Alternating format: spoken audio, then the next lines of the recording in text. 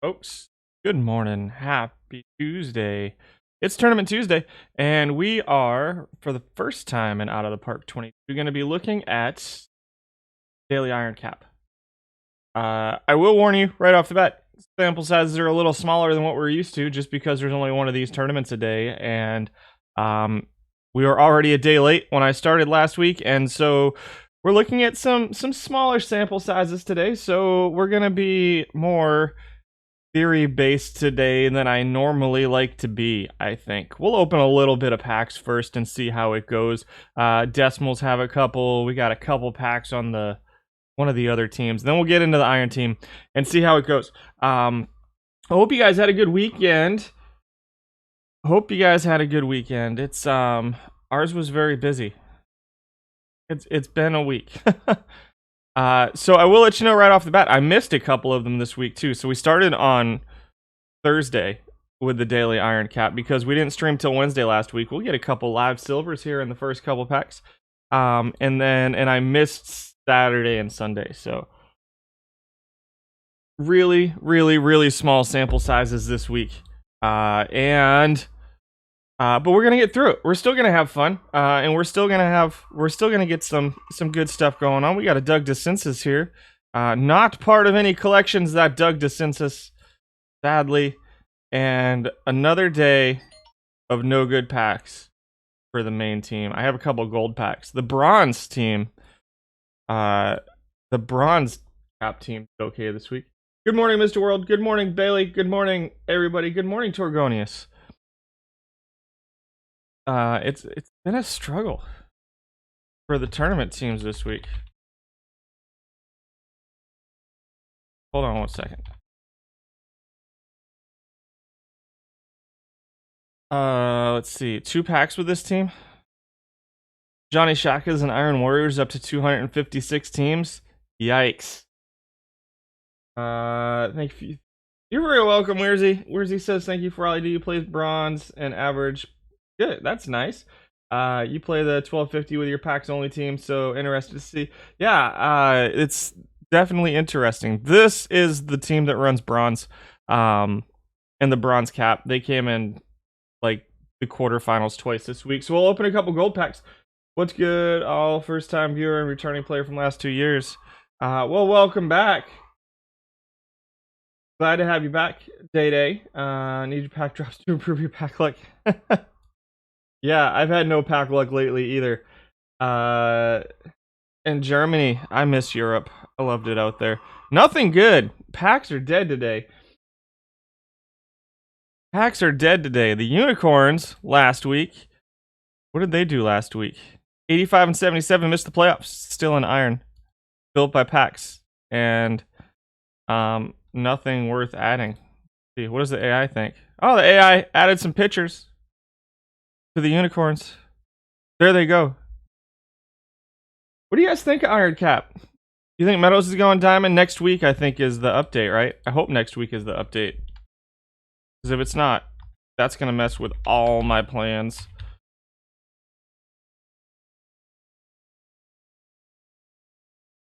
Alright. Last set of packs. The Daily Iron Cap is getting set up right now. We'll see what they do. Next week, Monday should be the update. June 28th, I like it. Feels like Iron cards are pretty sparse to have a cap, to be honest. Beck Dog says, I don't necessarily think you're wrong. We're doing Iron Cap today because I had nothing better to do. Because I did all of the live updates on Iron, Bronze, Silver, Gold before, as of last week. And so we got requested to do a cap of some sort, and I said, you know what? I have a little bit of data on Iron Cap. We'll see what we can do this week. But my warning still stands. Any quick insights for the Unsung Heroes collection? Get the bronze ones. What's up, Dish? Thanks for stopping by. Get the bronze ones is the big one that I have for that. I haven't looked into Unsung Heroes in a while. And my team does not perform, so I'm not sure that I'm the one who should be giving ideas on that. There's probably people who are much better to do that. We got our first perfect in a while. Sadly, it's Acuna. We'll sell him. Although I think he's probably a safe bet to stay perfect. I think Acuna is probably a safe bet to stay perfect. He's been pretty good. So there's our first perfect. God, it's been a month. I haven't seen a perfect card in a month, and I wasn't even paying attention, so I didn't get to see that back. I'm very sad. Yeah, we might put him up. Might put him up for 25K. We might hold on to him. This team needs the help, so if he was a big money card, we'd be all over selling that for lots of packs for the Iron team, because the team here needs a lot of help. For those of you who don't know and haven't hung out with me too much, I have like too many teams, and all of my teams except for the main one, the perfect teams get built by packs only, while the tournament teams get built by buying cards. So this team in particular runs Iron, and so I think Acuna will be a solid addition to this team going forward. So we'll probably hold on to him for now. Plaid going perfect. He might. You've had one perfect card in 300 packs. There's a Bobo Newsom. The solid Pedro Guerrero mission card. 6 more packs. And then we're going to get into the stats. Let's see. Kenta Maeda. Travelers almost threw a no-hitter on Sunday. I was very disappointed. And Matt Adams, 2017 Atlanta Braves Matt Adams. See if he's part of any collections. Face of the franchise coming back on Thursday. So I was at the game on Sunday, and we had a no-hitter. Our starting pitcher got hurt 2 batters into the game, left the game. The rest of the pitchers combined to throw a no-hitter for 8 2/3 innings and 2 strikes, and we're 1 strike away from finishing off a no-hitter. I've never been to a no-hitter in person, guys. I've never. And so I was very excited. And then I don't have the screenshot anymore. And then the umpire missed a call. There's a Twitchell and a Bogarts. That's a solid. And a Smead Jolly. That's a nice little pack there. And then the umpire missed a strike call that would have ended the game. And then the very next pitch got hit from Arkansas to basically Europe for a home run that ended the no-hitter, ended the shutout. We still won the game 3-2, but man, was I mad. I was not happy about that. Those were the packs. AI built team. Let's do it. Here you go. Did we get him in? Acuna is in. Acuna has been added to the decimals too. All right, guys, let's get into the stats, because that's what we're here for. When I say small sample size, I mean this is not a large sample size on some of these cards right now. We are going to do something a little bit weird today. The catchers are set to 100 because I had them set to 300 and we had 6 qualifiers, so I upped it to 100 plate appearances. Once we get through the catchers, we're going to jump the plate appearances up to probably 300 for the rest of the position players. 100 innings pitched for the pitchers. Do I still feel good about revering and Silver? Up in the air. I'm gonna be honest with you. I think he's good for what he does. If you can platoon him at first base, and if you need home runs, I think he's pretty good because he plays a little bit of defense too. And but he's definitely not. I don't think he's a must-have if that's what you're trying to ask, but I think he's a solid card in Silver still. And so catchers are going to be 100 plate appearances, and the rest of the position players are going to be 300, I think. We'll check as we go through. If we have anything really weird, then we'll adjust as necessary. So we may be making some adjustments on the fly. No, I'm not streaming twice a week officially now, just the once. Last week it was Wednesday because of some I had some stuff going on. So next week we're going to be on Tuesday for the foreseeable future. I am thinking about moving to Wednesday, but we'll see. It's still a little up in the air right now. You've pulled a lot of 90 Joe Musgroves. Nice. And so yeah, that's what we're going to do today. We're going to be adjusting on the fly. Oh, I wonder if gotcha. I'll have to message Rich to put it back to Tuesdays because he might have just left it as a permanent thing and not moved it back. So that's probably what happened there. I'll message him and get that fixed. But it should be Tuesday next week. I know you guys like Wednesday better. I like Tuesday better, but we might move to Wednesday. I haven't decided. We'll see. Number 10 was Sandy Leone. We had 15 qualifying catchers. So let's go real quick. Let's just do this real quick. Otto Denning was at number 15. He's a 46 rated card. Splits slightly versus left-handed pitching. And in this tournament right now, we are looking at 70% right-handed pitching, 29% left-handed pitching on the starters, 65 right-handed pitching, 34 left-handed pitching on the relief pitchers. On the batters, we're looking at 60% right-handed batters, 13% switch, 26% left for your meta, I guess. Denning, who hits versus lefties, comes in at number 15. 197 plate appearances over this time frame. All time out of 36 qualifying catchers all time. He's at 19th. Offensively, 15th defensively, so pretty bad defensively. I would not play him at catcher. The only reason to have this card in your lineup right now is because he saves you 13 points as your backup catcher, I think. Yeah,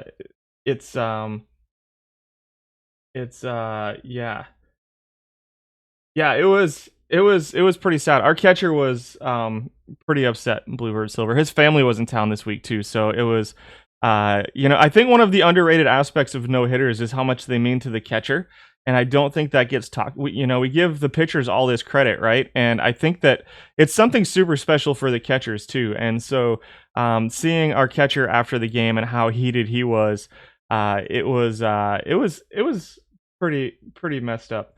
Otto Denning at 15. Hits versus lefties, bad defense. I don't think he's necessarily playable here in this format, and only 197 plate appearances at negative 2.74 WAR per 600. 14th is Bob Davis, who's a 54 rated catcher, a little bit better defensively, 10th out of 15 defensively, but 154 plate appearances tells me that he's probably not all that useful either. A 190 batting average, sub 200 all time, and 637 plate appearances. The avoid Ks kind of looks not terrible for iron, but the combination of avoid Ks and 37 contact versus right-handed pitching is pretty bad. He can stack bunt for you, but isn't a very good defensive catcher either. Doesn't add much value to your team, but again, 54, so you're saving 5 points here in this iron cap. Yeah, somebody thought he was playable. I don't agree. Number 13 is Donnie Scott, who's a 53 rated card. 13th offensively, 13th defensively.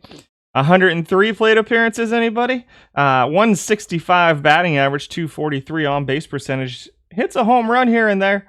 All time, he's at 13 home runs per 600, which seems exorbitantly high for a guy with 27 power and 34 power versus righties. And so that's a little bit of a weird number to me. Negative steals, has not successfully stolen a base in, I don't know. Let's see. Probably one try. It looks like one try, and he got caught. So Donnie Scott shouldn't probably be stealing. All time, it's a 209 batting average. 53 rated card at number 13. Number 12 is a 54 rated card. You're noticing a trend here. There's not a lot of really low value cards here at the catcher position in iron. It's a little hard to save points here because the ones that are lower rated are kind of bad.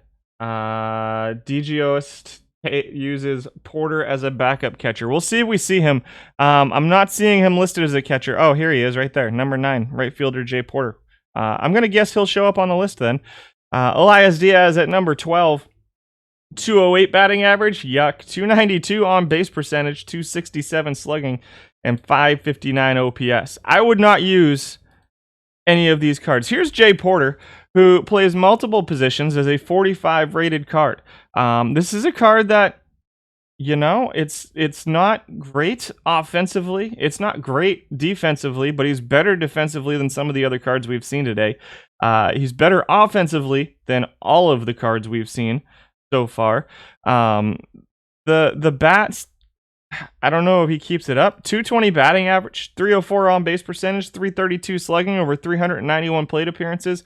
But what's interesting about him is catcher, first base, left field, right field. And so you can run that starting catcher, have him as your backup, and then platoon in other places. As opposed to running a straight platoon at catcher, you can have a utility guy playing catcher, which is, fine. I don't think there's, you got Ali Sanchez, obviously, is kind of the catcher here in Iron, and probably going to be the guy that people run the most.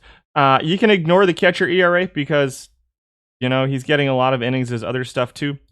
Like usual, the runners thrown out percentage isn't great, but the runners thrown out percentage for nobody down here, he's 13th. Something's wrong with my runners thrown out percentage. That's not accurate, I don't think. What were these other guys at? 77. We're gonna do this.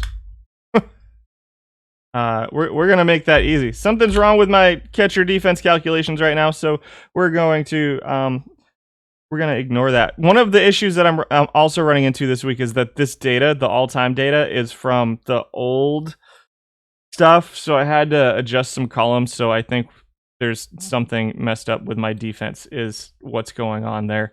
Everything else is good, though. I'm pretty sure. All right, top 10. Cindy Leon at number 10. Pretty good catcher ability. Third defensively among catchers, but offensively, he's really quite bad. 12th in WAR at .63. 266 weighted on base average, 572 OPS, 273 on base percentage, and a 181 batting average. There's just no bat here. If you're really looking for a backup catcher, does it account for throwing out base stealers and catcher ability account for helping out pitchers, or is there crossover between the two? There's a little bit of crossover, but not a ton between the two. Again, I don't have any scientific stuff on that, where I've been like, I haven't run any like tests or anything, but almost everything for throwing out base runners is based on the catcher arm, the catcher ability. So keep in mind the other thing that affects that too is a pitcher's hold runner ability. So it's not all catcher arm. The pitcher's hold runner ability can affect that as well. This is purely for defensive purposes, so fielding bunts, fielding wild pitches, stuff like that. And then this is for game calling, pitch framing, stuff like that, for catcher ability. So it's the catcher arm is what's primarily going to be throwing out base runners. But again, I don't know what went wrong there this week. We're gonna, yikes. Leon at number 10. Again, pretty good defensively. Obviously a step down from Ali Sanchez, who may or may not remain Iron for too much longer, and we'll see. But it may be that Leon takes over as the defensive catcher when Ali Sanchez moves up, or there may be another person there in between. There is a number 2 defensive catcher in there somewhere. Chad Wallach comes in at number 9. He's 5th defensively. Offensively, 9th. Putting up a 215 batting average, 292 OPS, 11th in slugging OPS and weighted on base average, 6th in WAR at 3.4, which isn't awful. Just over 10 home runs per 600, which maybe all time the numbers aren't that high. This is a 106 plate appearance sample size for Chad Wallach. Decent catcher. Kind of okay batter. The nice thing about Wallach is that I wouldn't say kind of okay, just very well below mediocre batter. He dropped from a 50 or went from a 56 to a 57, so at least we have that this week, right? Very little splits towards left-handed pitching here, so not a lot of splits. Could play every day potentially if you're okay with that batting. Number 8 is Ali Sanchez. Why is Ali Sanchez at 8th? Well, because he's not great offensively. 10th in runs created per 600, 13th in walks, 10th in strikeouts. Doesn't hit for a lot of power. 224 batting average is 7th, 9th in all of your other rate stats. Slugging percentage, OPS, weighted on base average, and WAR. He's 9th in all of those. A 281 on base percentage is kind of atrocious, but he is the 2nd best defensive catcher. What? There's a better defensive catcher than Ali Sanchez in Iron Cap at this point. I wonder who it could be. I really don't know. catches. He comes in at number 8. You know, those numbers are slightly down from his previous numbers, which were 234. So he's lost 10 points of batting average, 17 points of on-base percentage, 20 points of slugging. And again, these numbers are over the last week. He is still the most used catcher. You're right. It is Mathis. I should have known that. Sanchez comes in at number 8. And again, keep in mind that these are not necessarily... I like Sanchez. I think he's solid. I don't know what he's doing in real life. In fact, I'm going to check that out right now and see if he's been any good. Let's see. Nope. Not his minor leagues. Do we think he's going to go bronze? Batting 333 and 3 at-bats. I don't think he's going to go bronze, guys. He's got 3 at-bats at the major league level so far this year. So I think he's probably staying here. He is on the 40-man roster, but playing in the minor leagues right now. So no call-up for Ali Sanchez yet, other than 3 plate appearances. Yeah, never drops a burger. Nice, I like it. Number 7 is Rafael Marchand. He's grading out 4th defensively, grading out 6th offensively. 247 average, 316 on base percentage, slugging at 321, OPS 637, 2.64 WAR per 600 plate appearances. He comes in at number 7. No power to speak of for Marchand. Can steal a base here and there. Isn't great with the stolen base percentage, but isn't the worst among catchers. I don't think there's too many catchers in Iron that we expect to steal bases. Second in strikeouts, he is good at strikeout avoidance, which is helping out his batting average just a little bit. But still, the on-base percentage a little bit higher than I would have expected out of this card. It's almost league average for Marchand. Only plays catcher, and is okay defensively at catcher, is a 50 rated card. So if you're willing to drop down from Ali Sanchez to this kind of defense just to get a little bit of offense out of your catcher, Marchand will save you 9 points in a cap format. And I can definitely see why he's getting used as a 50 rated card in the format. Kind of a little bit okay at both hitting and defense. Number 6 is Jeff Mathis, who is your number 1 defensive catcher. His arm's a little bit lower than Ali Sanchez. Offensively, he's a little bit of a mixed bag too. Sub 200 batting average is really bad. On-base percentage is 12th at 264. There's a lot of really bad offensive catchers down here. Slugging at 7th, 330. Yuck. OPS, weighted on base average, WAR at 2.22 per 600, which is going to be entirely defensive. Runs created per 600 is 49.92. I do believe Ali Sanchez is a slightly better option offensively than Jeff Mathis. It's not by much, but Mathis saves you 7 points as well. So that's something to keep in mind. So Mathis and Marchand as a 50 rated card, as a 52 rated card. And then Sanchez is a 59, so it's pick what you wanna get out of your catcher. I kind of lean Marchand at this point, but I know that catcher ability is really important to most of the people out there. So Kiner Falefa comes in at number 5. We'll talk about him more at shortstop. I think that we all are still in agreement that he's more useful as a third baseman / shortstop than as a catcher, although the fact that he can back up catcher can be useful if you want to use him in a utility role. He is a 56. He dropped 1 point from a 57 to a 56, but we'll talk about him more a little bit later. Number 4 is Joseph Odom, who's grading out 9th defensively, but gives you a little bit of offense. He is a 45 rated card. So you're saving 14 points, and he's right in that second tier of defensive catchers here in Iron. He's pretty solidly in that second tier. You've got the Ali Sanchez, the Jeff Mathis, and the I forget who was number 3. I don't remember who number 3 was. But you've got the Ali Sanchez up at the top. You've got the Jeff Mathis up at the top, and then Odom's kind of firmly in that second tier of catchers, maybe the very bottom of that second tier of catchers, but he's given a little bit of offense. He's grading out 4th offensively among catchers with a 233 average, 313 on base percentage, 3.65 WAR per 600 for Joseph Odom. He comes in at number 4.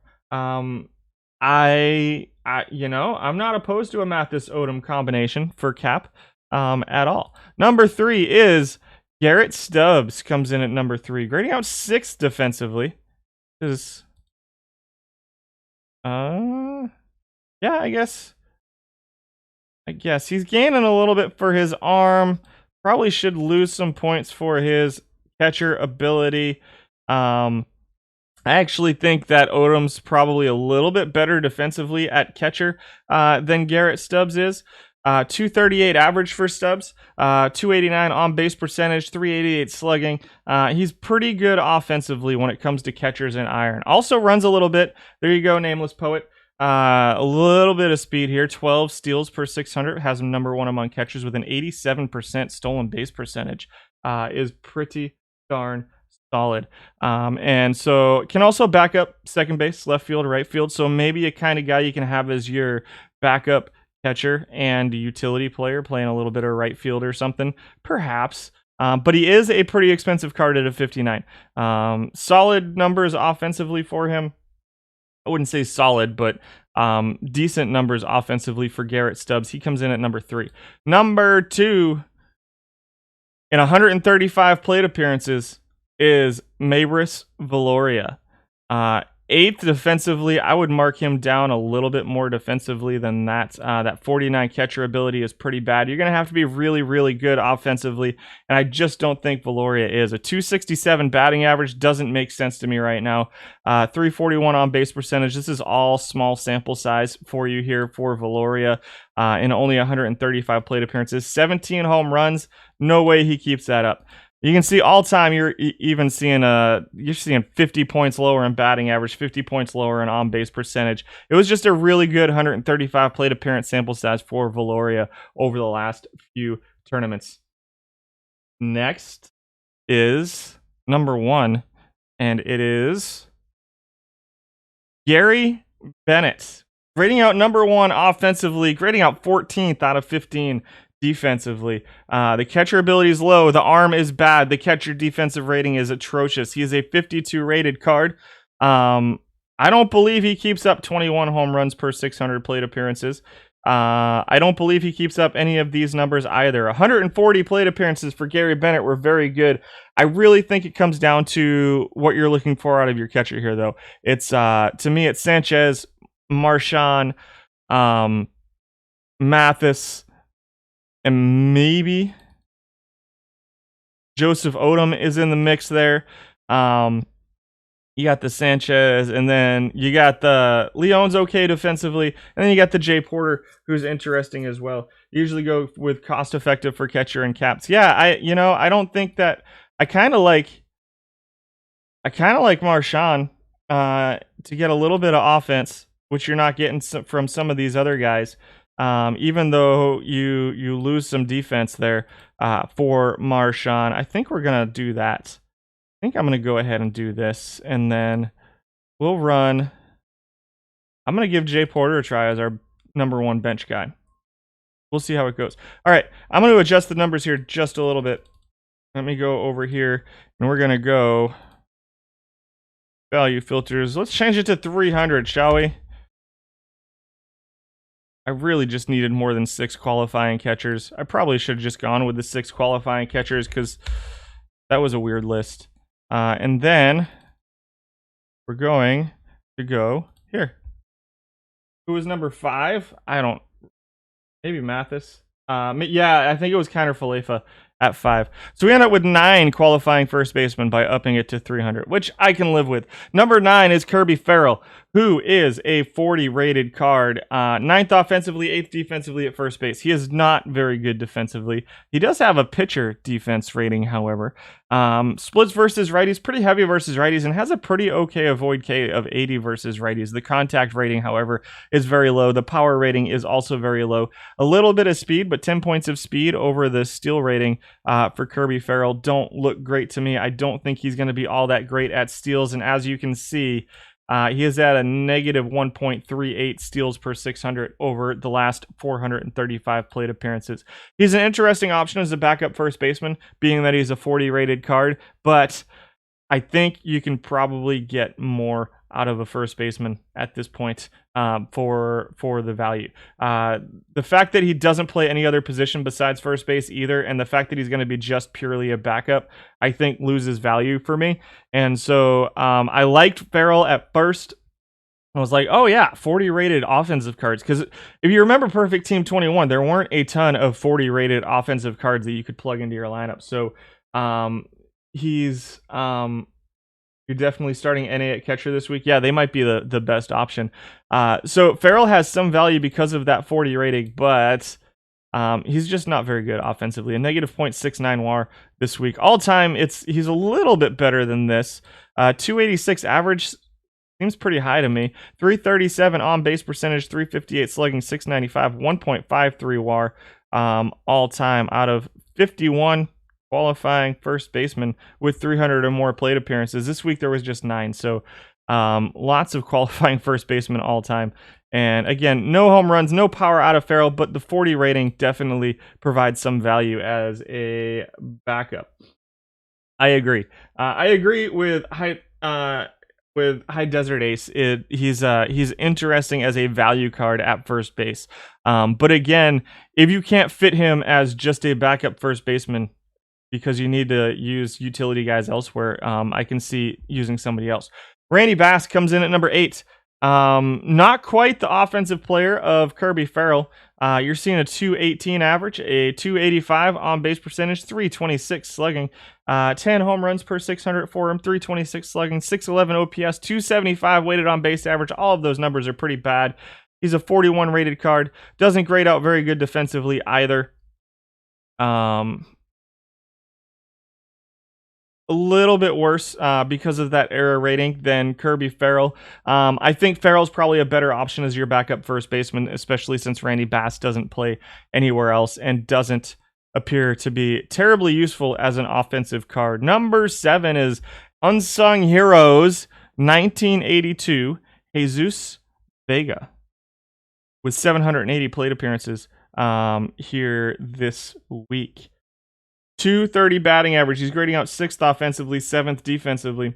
63 avoid Ks versus righties with a 45 contact is going to keep that batting average down.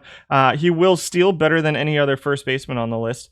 19 steals per 600 with an 80% stolen base percentage, a 230 average, 285 on base percentage. Limits the value of his ability to steal, however, but he does have the ability to steal. It is there, and he can potentially be that guy for you. 344 slugging, 629 OPS, 281 weighted on base average. Right in line defensively with the other two guys. Not great, but there's not a lot going on here. Also a 40 rated card. So of these 3 guys, you've got some options for how you want to do it. Do you want a good on-base percentage guy? Do you want a guy who's just not very good? Or do you want a guy who can steal some bases for you, maybe be a pinch runner, play a little bit of backup first base, and play a little bit of backup left field too? Of these 3 guys so far, I like Vega as a backup. Up next at number 6 is Lewin Diaz from your live Miami Marlins. Number 2 in home runs this week in 637 plate appearances, a 227 batting average, 268 on base percentage, however, 389 slugging, 658 OPS, 288 weighted on base average, and 0.94 WAR per 600 plate appearances.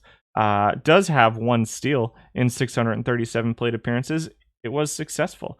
A little bit of power here, more than you get from some of the other guys. You'll see the batting average is going to stay pretty low for Diaz, but can play first base defense a little bit, 4th defensively at first base. He's also a 49 rated card. So he's a card that's grading out a little better defensively than the other cards, a little better offensively than those other cards. Gives you a little bit of power from the first base position and saves you 10 points as a 49 rated card. Maybe. Number 5 is John Nagowski, who's grading out 5th offensively and 6th defensively. Plays first base and left field as well. Looks to have pretty good splits versus righties. You're seeing a 249 batting average right now, 339 on base percentage, 368 slugging. 320 weighted on base average has him 4th among first basemen this week in 684 plate appearances, and a 272 WAR for Nagowski. Mid-teens and home runs. Don't let him steal bases. Doesn't strike out too much. Also walks quite a bit. So you're seeing a pretty good on-base percentage from a guy who can play multiple positions and is a 55 rated card. Vega works for you as a 40, frees up some cap space. Yeah, I can definitely see that. I don't think Vega is unstartable either. Albert Pujols comes in at number 4. Anybody? Only plays first base. He's a 48 rated card, so 11.57 points of defensive value puts him 5th defensively. Solid batting average.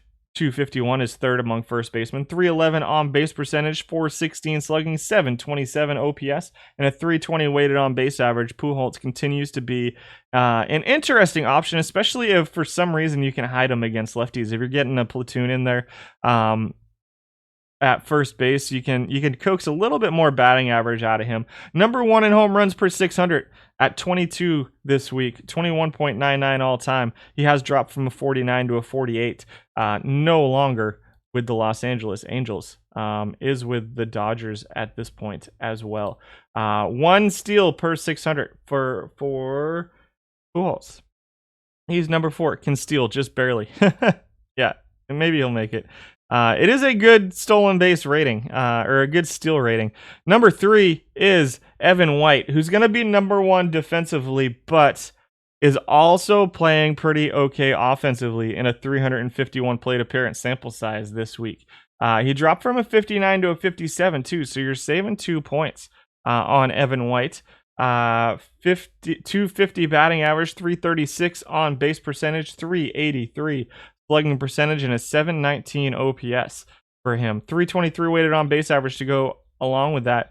Looks like his numbers haven't changed much from last month or the month before. He's kind of right in line with his all-time numbers, mid-teens in home runs, and plays pretty good defense at first base. He is a little bit expensive and only plays first base, so you're going to have to start him, but doesn't have too much going on in the way of splits. Splits slightly versus lefties, but not that much, and will give you a little bit of power. Out of the first base position, Evan White comes in at number 3. Number 2 at first base is Yandy Diaz. This is a 59 rated card. It's a little bit expensive, but it does play first and third base. 2nd in batting average, 1st in on base percentage. Solid slugging percentage at 400 is 3rd. 2nd in OPS, and number 1 in weighted on base average among first basemen, and number 2 in WAR.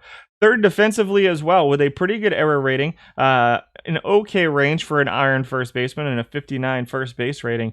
Yandy Diaz comes in at number 2. He's down from a 60, so this is a card that we saw with iron drop from bronze to a 59, and has been a pretty solid performing card here in iron.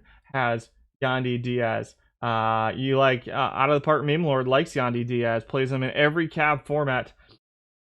Let's see, the child and Yandy Diaz at number 2. Number 1, who's it gonna be? Got to be Mountcastle, right? Got to be Mountcastle. Mountcastle comes in at number 1. Number 1 offensively, number 2 defensively, behind only Evan White. This is a card that dropped from bronze, and I was curious how it was going to perform down at the iron level, and it has been pretty good. I download all these stats from the tournaments I get into. Roy Baroa, I can go over that maybe at the end, how I download stats from each tournament at the end, or like on my channel someday, depending on how long we take. We've already been live for 40 minutes. We haven't even finished the first baseman yet. Holy smokes.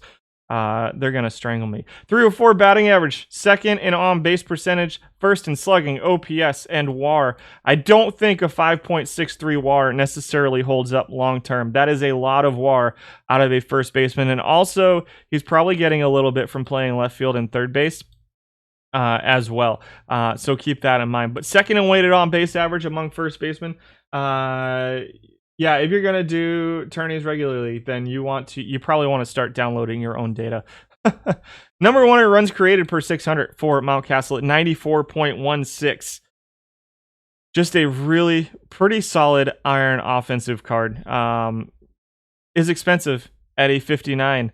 And so him and Diaz, I think if you can fit them on your team, I think either one works. I think that Mountcastle's a little bit better defensively at first base, perhaps. Evan White's just a step down offensively from those guys, but is very good defensively. So if you're looking for a 59 rated card at first base, I don't think you can go wrong with really any of these guys near the top of the list. The Evan White, I think they're all pretty good options. I don't know that Pujols' numbers hold up long term. He's good offensively, and he has been good offensively in Iron this whole kind of season, but we'll see. He's a solid power bat out of the first base position. It's really pick your poison. What do you want out of your first baseman? Do you want to use Albert Pujols and save yourself 11 points over the Diaz or the Mountcastle, or do you want to get just a little bit more offense with a little bit more defense to go along with it out of the Diaz and the Ryan Mountcastle? Or do you want to save yourself 20 points, put it all into pitching, and throw a Jesus Vega out there? It's really up to you guys how you want to build your teams. I think for me, I'm going to try to give Mountcastle a try at first base. We'll see. We'll see how that goes. Second baseman, we had 10 qualifiers. Sean Kazmar Jr. comes in at number 10 with 786 plate appearances, total 427 as a second baseman. So I think this is going to be the only place we see him, because it looks like he's getting listed. We might see him at shortstop. He might have enough plate appearances to qualify at shortstop, but 68 range, 63 arm, 79 double plays, 67 ever. He's grading out third defensively among second basemen here in Iron as a 44 rated card. And so he's with 1,306 plate appearances all time. Not great offensively. He's 10th out of 10. 10th in batting average, 10th in on-base percentage, 10th in slugging, 10th in OPS. Taylor Jones. Let me see what we have on him.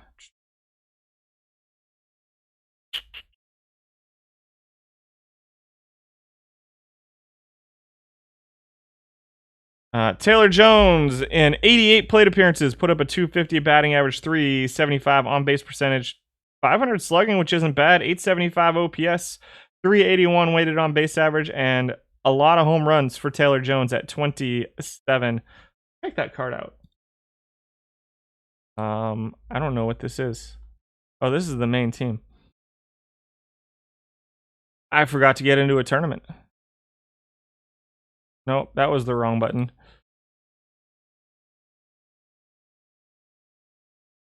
Let's go to yesterday's. Nope. Iron Cap.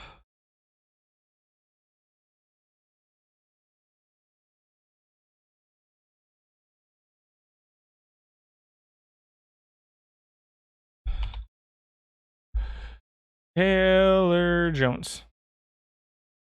64 home run power.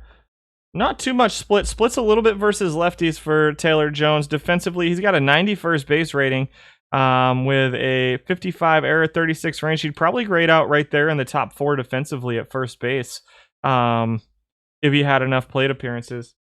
I say he had 88. So yeah, just not enough plate appearances on Jones for me to be sold on him. But it doesn't look like a bad card. It's a 57 rated card. You'd like to see Pujols get back to bronze for no other reason than just because he gets much more play on Iron, though. Yes, for sure. And I don't think he's performing well enough to get back up to bronze this season either. So that's Taylor Jones. I don't think he looks too bad. Let me go back to here. We can compare him to the other first baseman that were kind of near the top.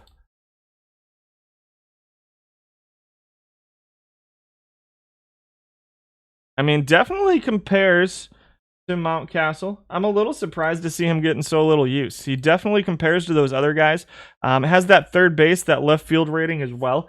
So it might be that he's getting used as a backup and not enough to necessarily qualify. But decent looking power option. The lowish avoid Ks with the low contact is going to keep his batting average down quite a bit. Like Mountcastle is going to have a higher batting average, probably really similar power numbers for him as well. And then the Diaz will be on base more, obviously because of the avoid Ks, the contact, the gap power. But you're going to get more home runs out of Taylor Jones. Diaz does, keep in mind, Diaz does split slightly towards lefties. And then Evan White, I think you're going to see similar. I think Taylor Jones will probably give you really similar numbers to Evan White, is probably what you're going to see. Right-handed, which hurts. Yeah, he does split versus lefties.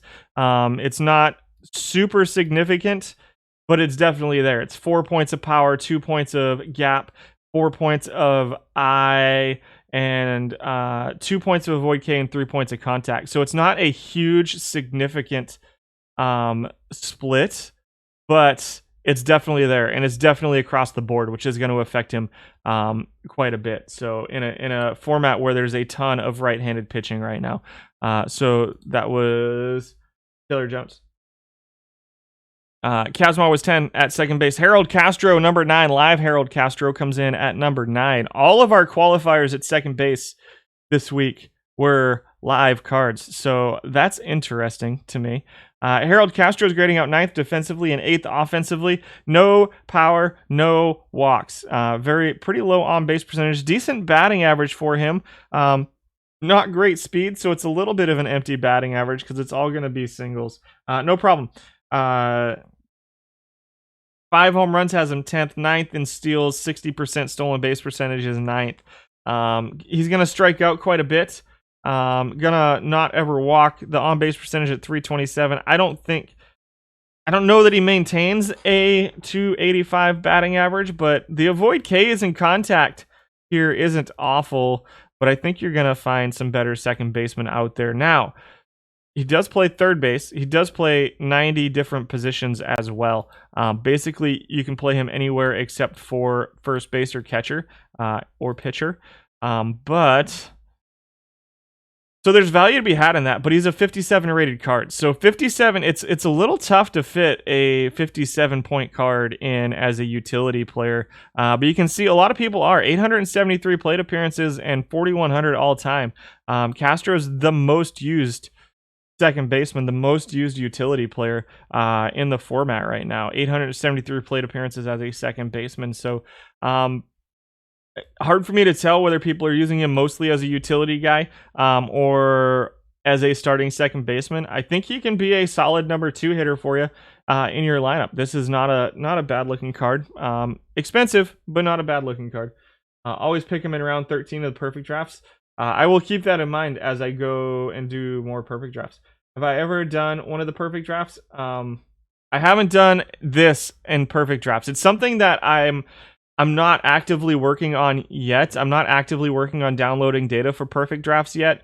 I'm trying to figure out how I want to do it. I do want to do it, but I have to figure out how I'm going to make it work, and it's gonna take some time, and that's something I might start working on this week. It's probably going to go by tiers. We'll look at 100 rated cards, 100 rated batters, 100 rated pitchers, and whatnot. But we'll see. I have not determined exactly how I'm gonna make that work yet. Harold Castro at number 9. Again, I think there's a lot of value in this card. I don't think it's a must-have. He is the most used card at second base, so keep that in mind. Hanser Alberto comes in at number 8. Defensively, he's a step up from Castro. He's a little bit better. I don't know that I agree with that based off of what I'm seeing here. 8 defensively, 9. That's weird. Where's that coming from? Arm at 58, 54 arm, 57 double play, 67 error. There's no... Something's off with the defensive value. Hold on one second. I had to mess with defense. Bear with me for just a minute. Sorry, guys. I had to mess with some things just because of the way that the old data copied over. So let's see. We're seeing O is second base. Was blank. C, D, E, F, O. F is infield error. Is that perhaps defensive value is I think second base should be a B. It should be right. That's really weird. Unless 0 rank.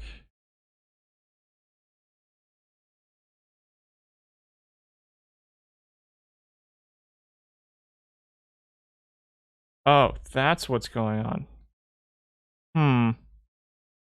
B.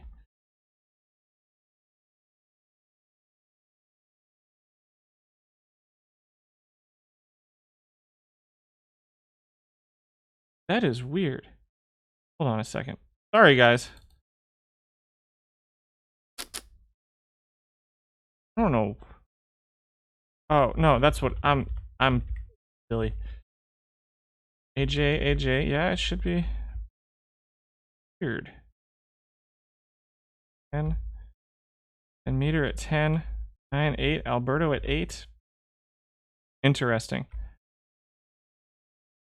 Calculations look right to me off their face, so I might dig into that a little bit deeper. But he's grading out 8th defensively, which I don't necessarily disagree with. He's not great defensively. It's a little weird to me that he's above Castro, and it's just slightly, and it's at second base. Okay, I'm not really sure. So I'm glad the tourney streams are helpful. It's kind of a mess today, so so yeah, 84 void K, 68 contact. He's gonna have a decent batting average. He is your third most used second baseman over this period. 396 slugging, 699 OPS, and a 307 weighted on base average for Hanser Alberto. I think he's useful as a utility guy as well. He's a 57 rated card.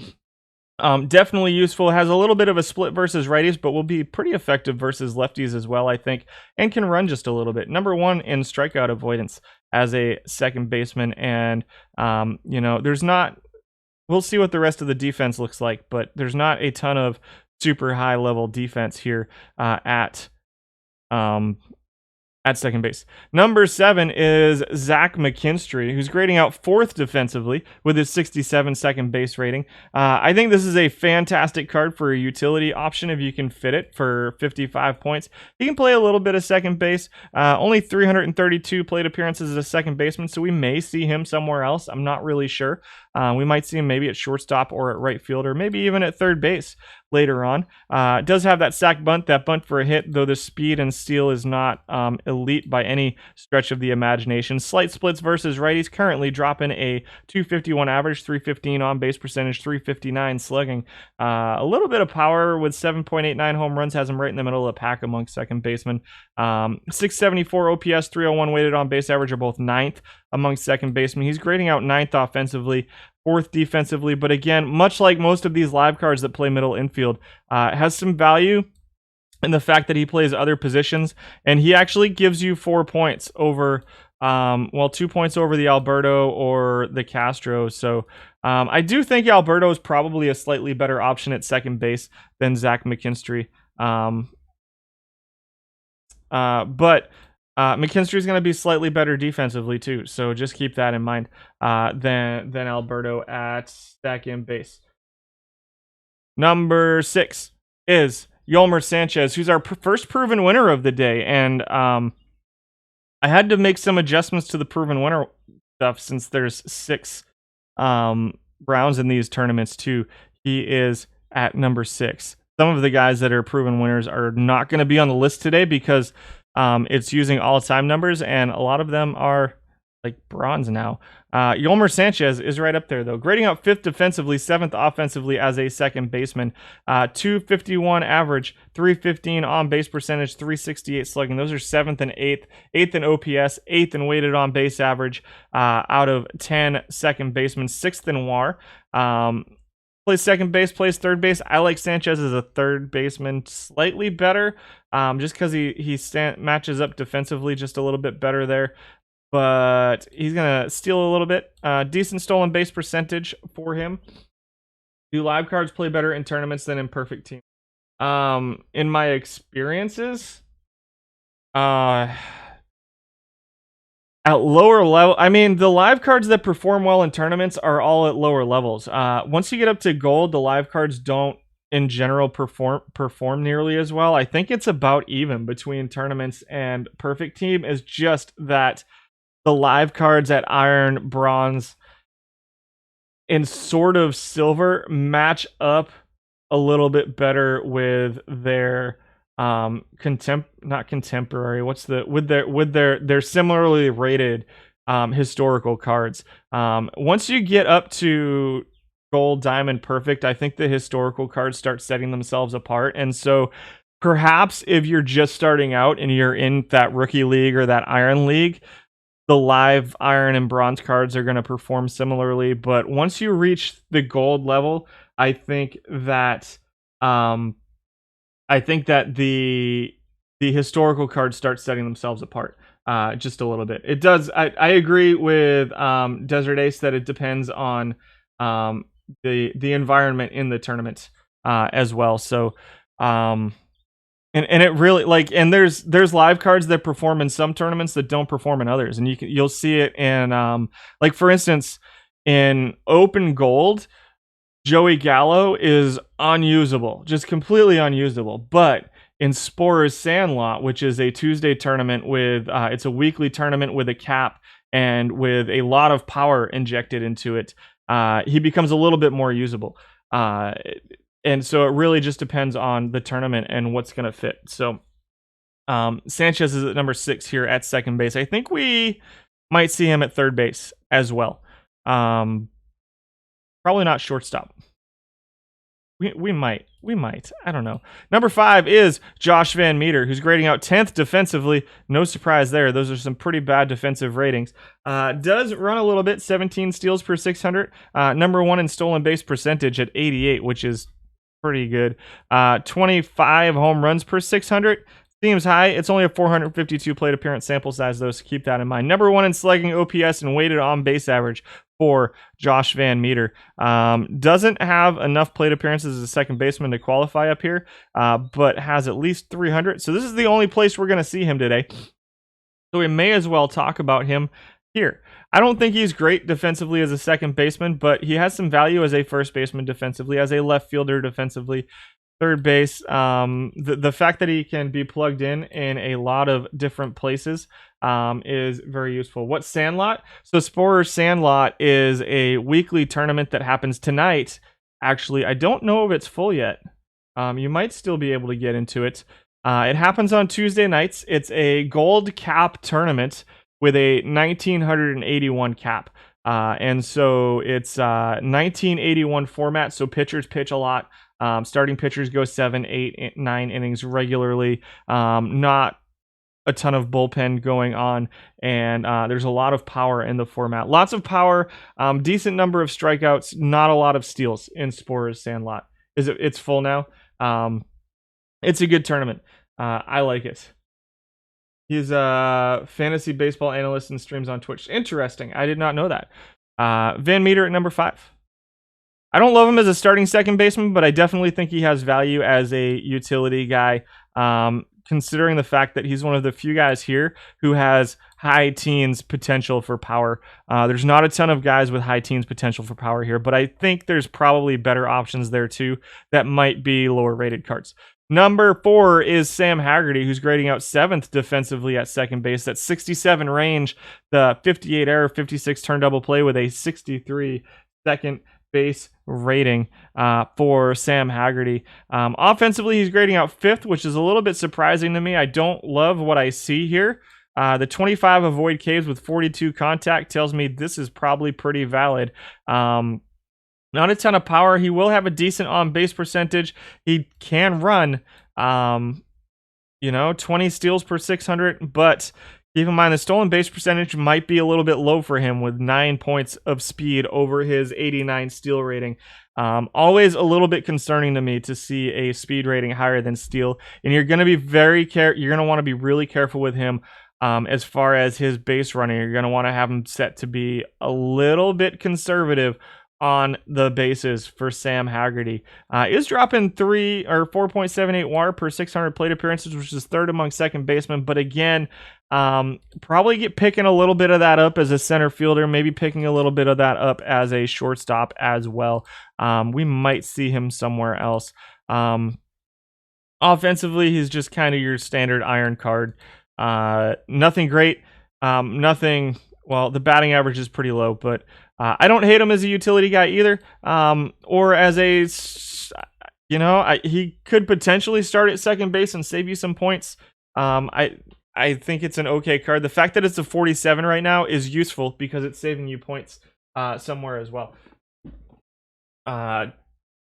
Headsternator says Sam Haggerty is the GOAT. I do like the 47 rating. I do like that quite a bit. For a guy that plays a whole bunch of positions.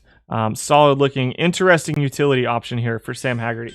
Joe Panic comes in at number 3. Only plays second base. He is a 59 rated card. Heavy splits versus righties, which works out in this format. Grading out third offensively, grading out 6th defensively at second base.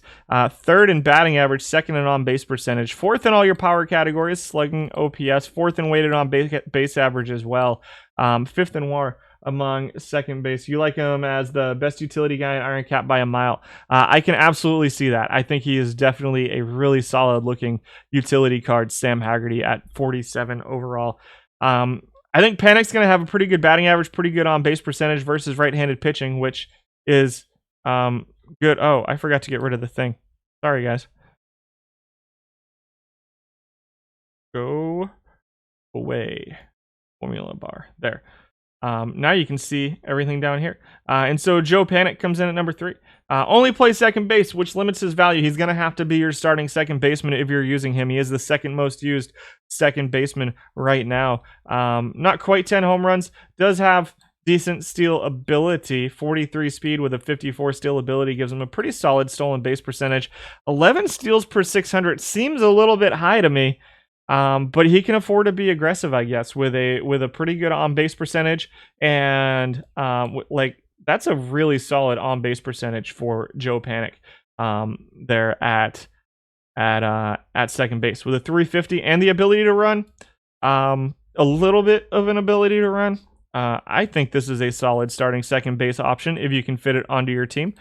Number 2 is Vimael Machine.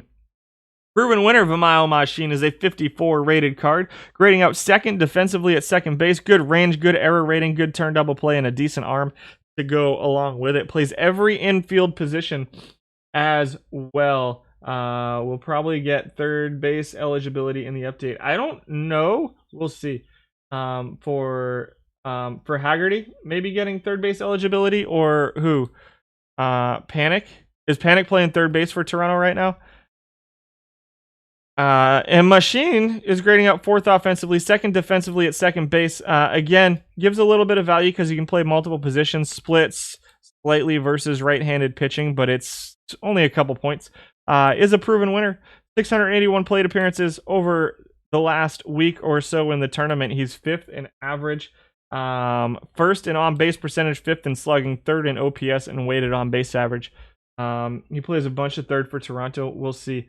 Proven winner is a stat that I came up with a few weeks ago that I look at all of the times that the player appears in the tournaments and how many rounds they make it to and how many times they win and what kind of they get points for getting to the second round, getting to the third round, getting to the fourth round, however many rounds there are. And then I look at how many times they show up, how many points they have available, how many points they've received, and then they get a percentage based off of that. And out of the top 100 players in appearances in the tournament, the top 20 of those in points percentage get a proven winner alert. And I'll show you what that looks like. It's over here. And let's get off of the pivot table, because nobody needs a pivot table. And so it ends up looking something like this. I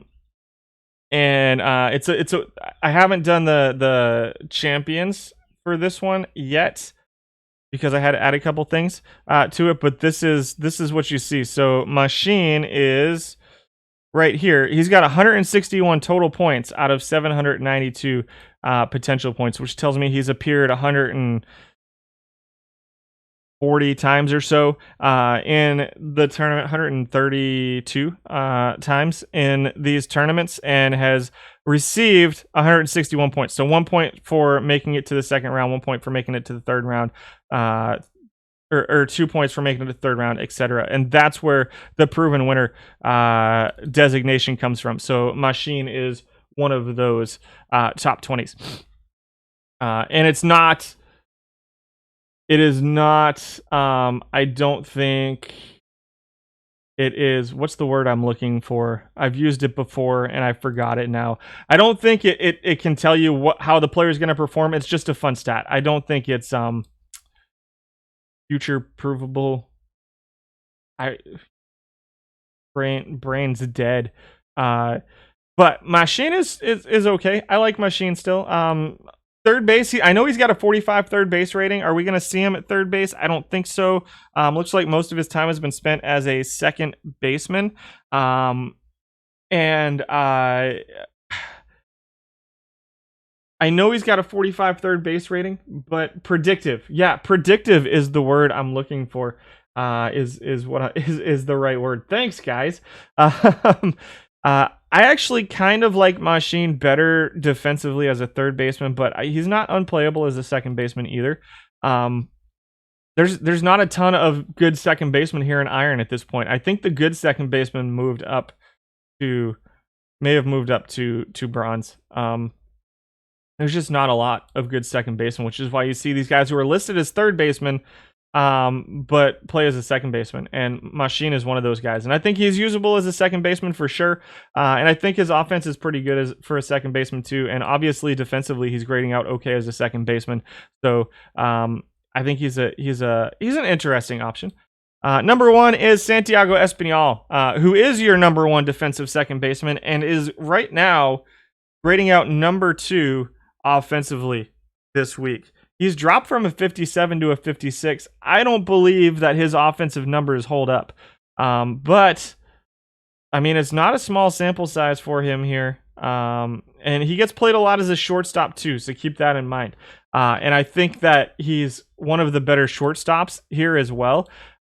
He gets a lot of value because of his high rating at second base. Like, he's gaining a ton of value because of his range, because of his error, because he is very, very good defensively. I am really surprised to see these numbers out of him offensively. I don't know that they hold up. Please remember that past performance may not be indicative of... Yes, correct. How do I determine rounds for batters? That's the fun part of the whole thing. Is I take the team. So I start with this, right? So this is every team that's shown up in the format. This is every player on every team that's shown up in the format. This is number of wins. And this column is for wins. So basically, to get to the second round, I look at all of the teams. Let me go here and then just go up. So I look at all of the teams and I look at number of wins. So in this format, any team that has between 3 and 5 wins will be in the second round. I then look at all of the players who were on those teams that were in the second round. So I filter by 3 to 5 wins. I look at all of the players on those teams, and then those players go into those calculations go into here. Same thing for third round. It's 4 through 6. No, 4 through 5. 3 through 5.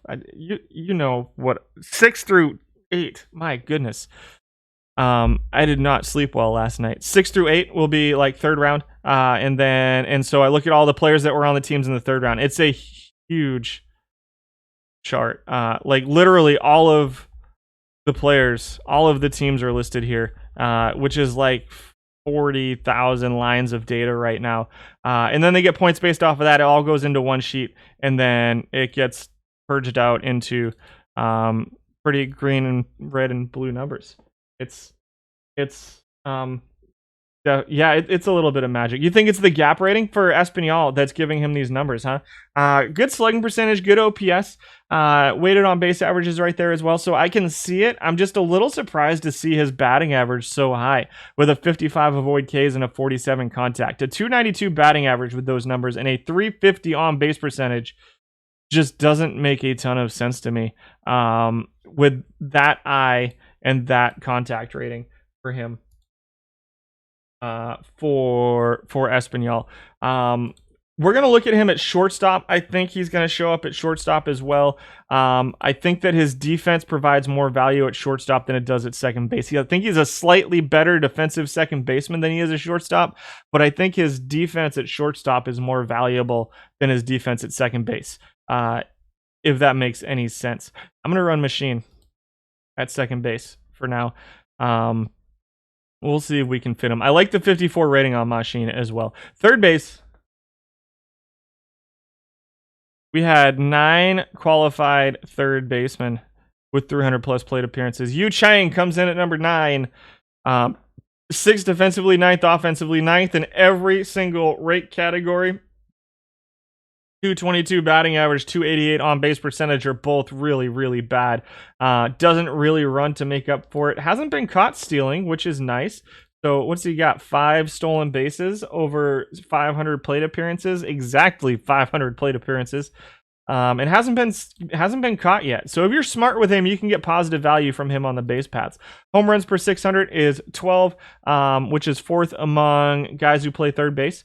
So you're getting a little bit of power, but everything else is just so bad. That 28 avoid Ks with a 40 contact rating against righties is going to drag his numbers down just a little bit too much. The fact that he splits versus lefties isn't particularly helpful either.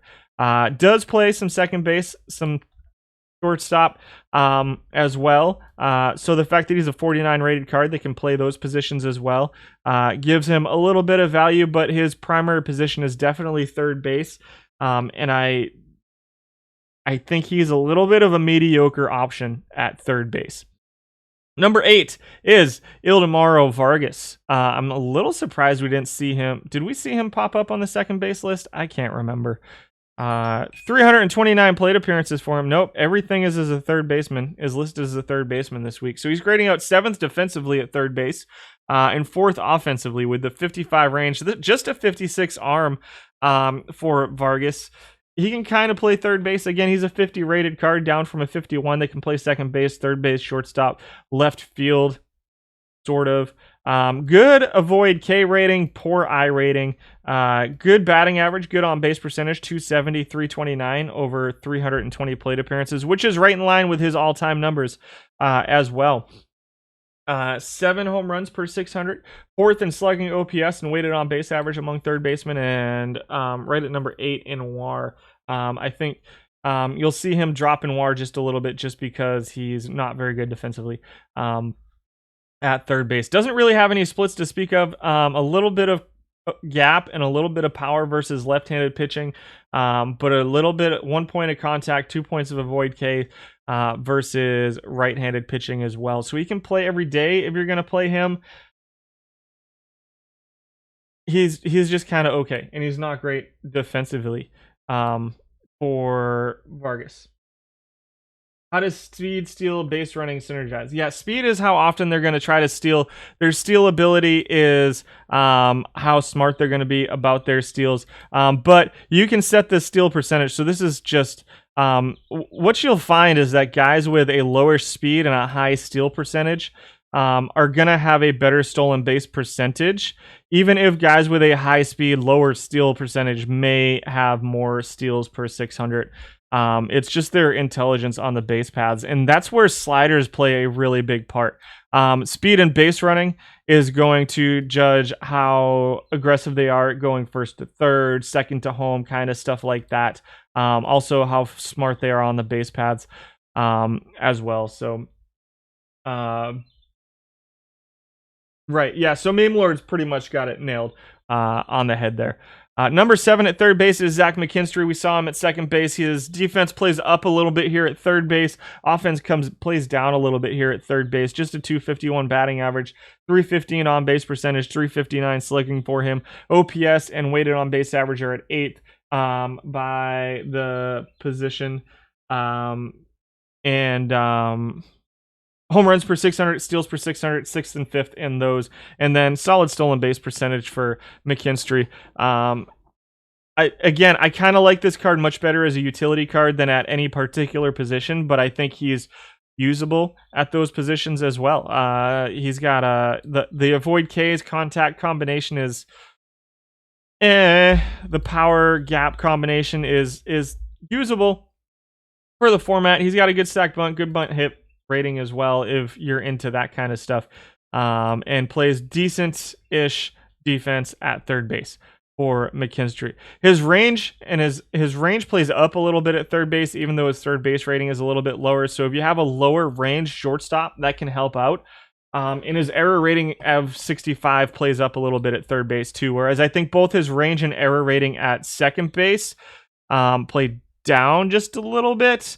I think they play up a little bit at third base. Number 6 is Yolmer Sanchez, who we saw at second base as well as grading out 3rd defensively at third base and 6th offensively.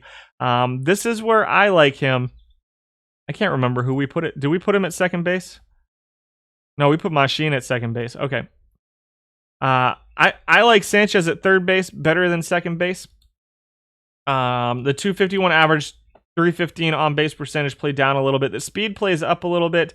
6th in slugging, 6th in OPS, 7th in weighted on base average, but the defense definitely plays up a little bit at third base as well. He is a 59 rated card. Do you want a little bit more offensive value out of him? Perhaps. But his speed plays up just a little bit at third base as opposed to second base, where I think there's better options if you're looking for a little bit of speed. He's just kind of okay. Yolmer Sanchez. So we talked about him at second. He can play third. I prefer him at third base to second base, but he can play at either position. Number 5 is Tommy Edman, getting 400 plate appearances at third base. It is his second highest rated position. It's a card that, potentially could play second base. Offensively, he's grading out 3rd at third base.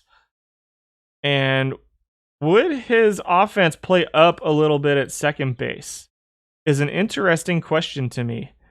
Interesting speed. He dropped down from bronze from a 61 to a 54. So all of this is from this current sample set. 3.94 WAR for him. 319 weighted on base average is 3rd at third base. 716 OPS. I don't hate this card at third base as a 54 rated card. I don't hate this card as a utility card either, but I don't dislike this card at third base. 58 contact, 62 gap, 62 avoid Ks for him. Gives him a 267 average, a 327 on base percentage, and a 390 slugging percentage out of the third base percentage. He is a switch hitter. He does have slight splits versus right-handed pitching, but they're all within 2 or 3 points. And with right-handed pitching being the name of the game here in Iron Cap, I think that he's very, very usable here in Iron Cap right now. We'll see if he stays Iron next week. He might be a guy that we keep our eye on for sure. I'm going to plug him in at third base for now, just for the sake of not forgetting that I'm interested in him. Sherten Apostle comes in at number 4. Over 480 plate appearances this week. He grades out 8th defensively and 2nd offensively because he hits bombs. Strikes out more than any other third baseman on the list. Walks more than any other third baseman on the list except for one. He's got a decent 348 on base percentage. Middling batting average at 257. 406 slugging, 754 OPS, and a 338 weighted on base average for Sherten Apostle, which is the home runs. He's getting a lot of value out of hitting almost 20 home runs per 600 plate appearances. The range is a little bit low. The arm is good. But the turn double plays and the errors are concerning to me. Very, very powerful offensive card at third base. but it's kind of a one-trick pony here in the cap. However, for a 51 rating, if you're trying to inject some power into your team, there may be worse options than Shirt and Apostle. The 63-61 is on track with some of the first basemen that we saw, and he can play a little bit of first base. So maybe a backup utility first baseman, third baseman that can come on and hit for some power for you out of a 51 rated card for Shirt and Apostle. Interesting option.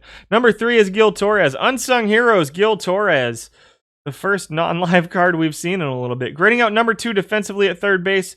Grading out number 7 offensively. Heavy splits towards left-handed pitching in contact and avoid Ks.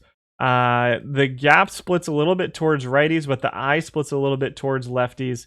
And so he is number 1 in steals this week, which is way high over his all-time numbers, over 400 plate appearance sample size. 92% stolen base percentage for Gil Torres this week. Again, the lower speed, but the 20 points of difference between the speed and the steal, you can be a little bit more aggressive with him there. So avoid man, I wish that contact was just a little bit better. If you can find a way to hide him versus lefties, I think you're going to get some solid numbers out of him. The versus righties, you might have a pretty good batting average. I think, you might get pretty good batting average numbers out of him versus righties. And he plays pretty good defense as well and can run a little bit as well. I don't hate this card either. There's not really too many cards getting used right now that I'm like, man, I really hate this card.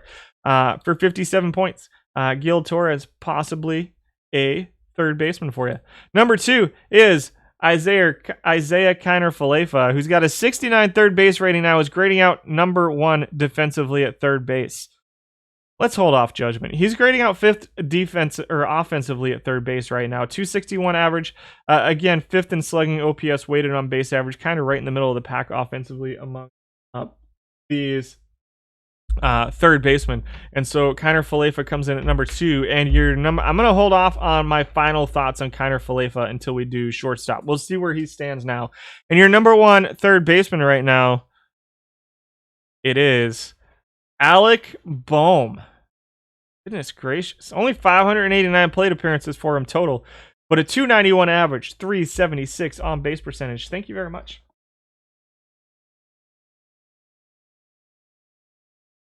Thank you.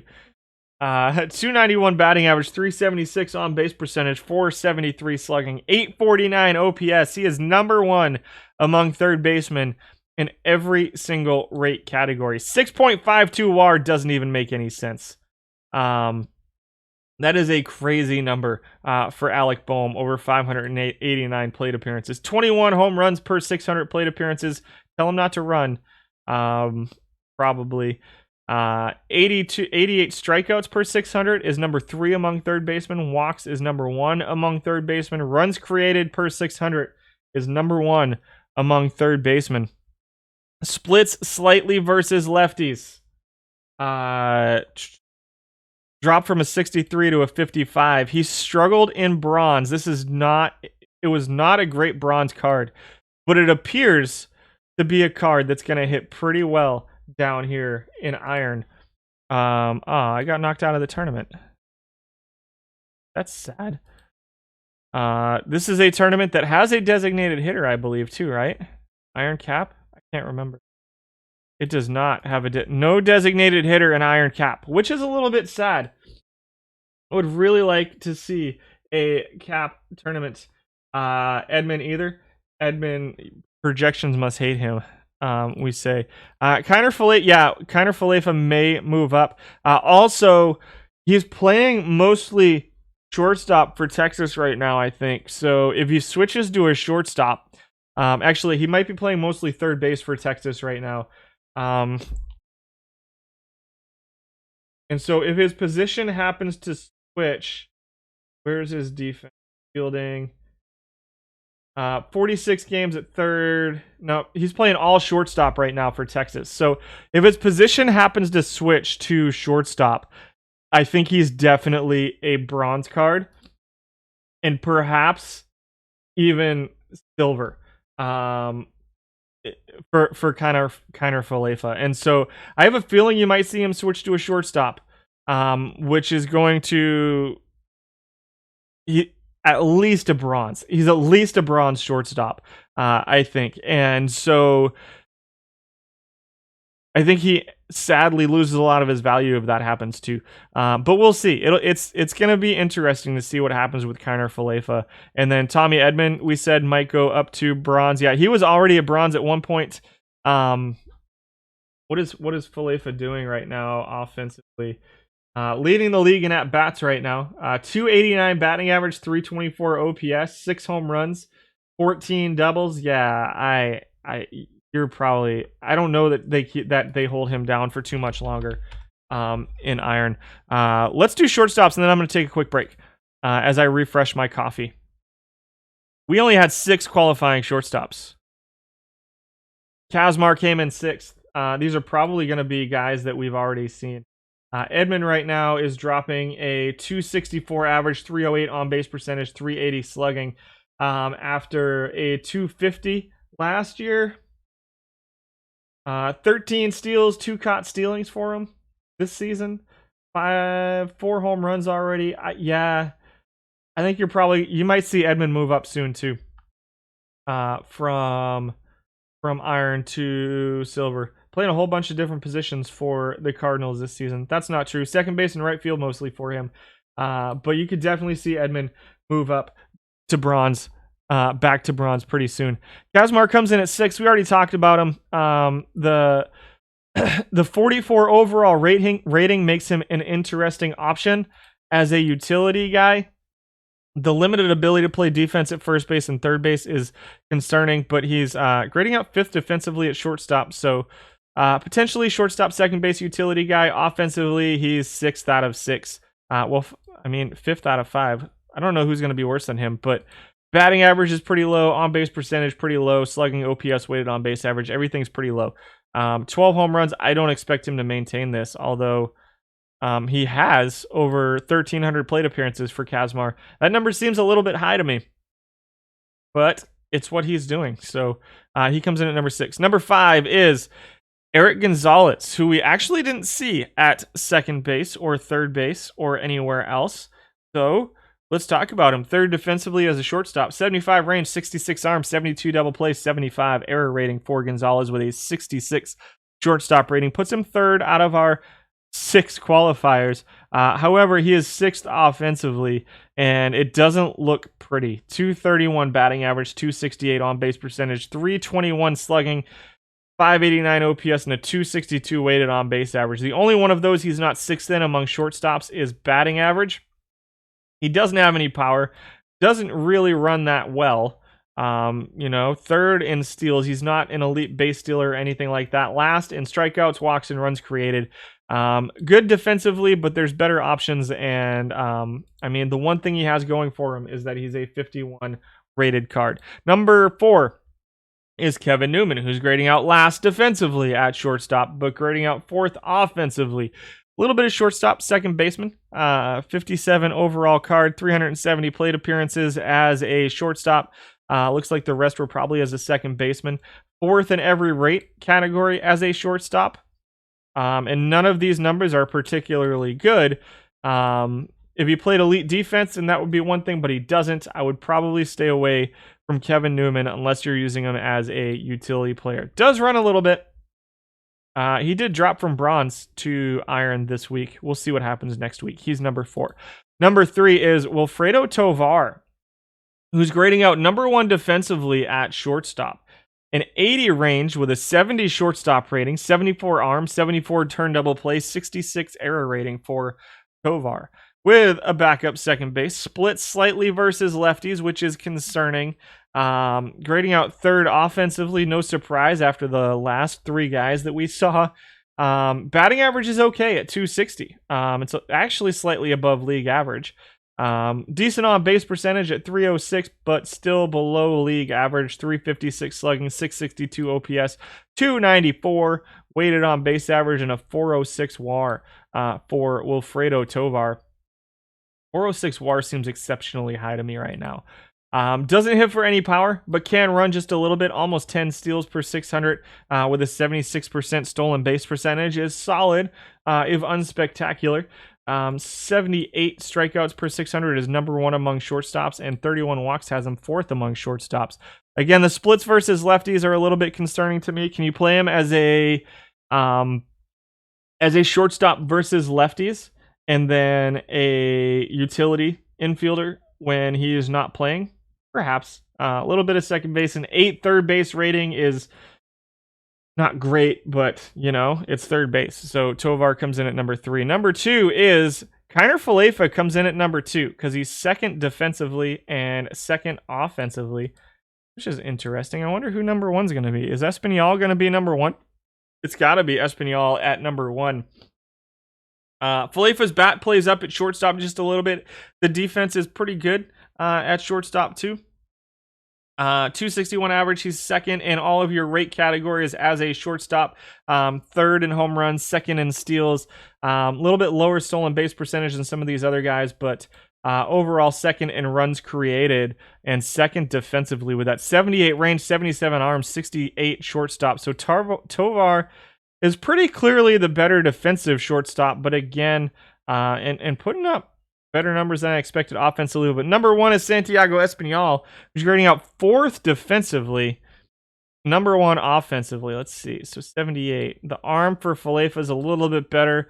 The error rating is exactly the same. The turn double plays for Espinal, they're right in line with each other. Like, there's not really any difference here. It's just Falefa's arm is putting him over Espinal, and Espinal's offense is just a little bit better. So, Espinal at short, Kiner Falefa at third, perhaps? Maybe? Let's do that. Let's go back to third base and throw Kiner Falefa in there, and then I'm going to take a quick break, refresh my coffee, and be back in just a minute. Who did we have at third? We had Bohm? No, I didn't put Bohm in at third. He's going to be on my bench somewhere, though. I like this card. We'll go Kiner Falefa at third. And see, what are we looking at right now? Got 875 points left, folks. Marchand, Mountcastle, Machine, Kiner Falefa, Espinal, Porter on the bench. Interesting start to the Iron Cap team. I'll be back in just a minute, guys. I'm going to take a quick break, refresh my coffee, and eat some of this unicorn macaroni my wife just brought me. I'll see you in just a few minutes. Thanks for hanging out with me today, guys. We'll hit the outfielders and the pitchers in just a moment.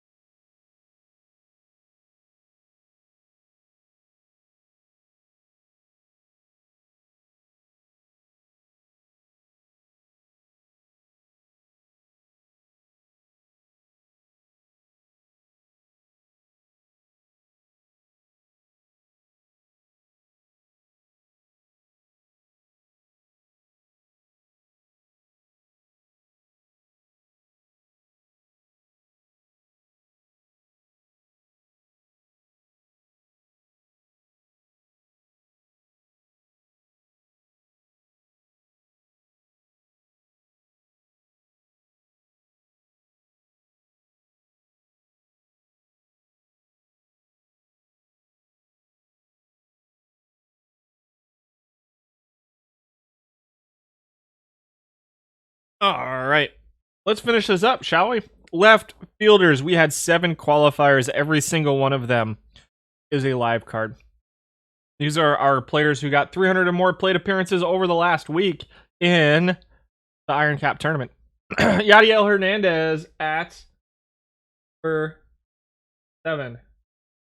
Title slide. I don't know what you're talking about. I'll look into it. Which one? What is the break? Is it the break slide? That's it. I'll fix that. That will be fixed. Thank you, Dish, for catching that and calling me out in front of 400 people. I appreciate it. You're the best. The best. That's why I don't watch your streams. No, I'm kidding. Yeah, the break screen. Yeah, I'll fix it. That'll be fixed for next time. Thank you for catching that, seriously. Yadiel Hernandez, 59 rated. He's up from a 57. Grading out 7th offensively in left field, grading out 3rd defensively. So a little bit of defense in left field. Average of 210, on base percentage 308, slugging 333, OPS, weighted on base average at 641 and 293. Just not enough offense for me right now out of a guy who plays left field. Now, that said, his all-time numbers look a lot better. 249 average, 336 on base percentage, 418 slugging. We have 50 qualifiers all time, which is, I left it at 300. So 754 OPS, 335 weighted on base average. All of those numbers are better than the numbers we've seen this week, which is interesting to me. So as opposed to last, he's like top 3rd among qualifiers. Home runs over 20 all time and 1,300 plate appearances. It's still a pretty small sample size, so keep that in mind.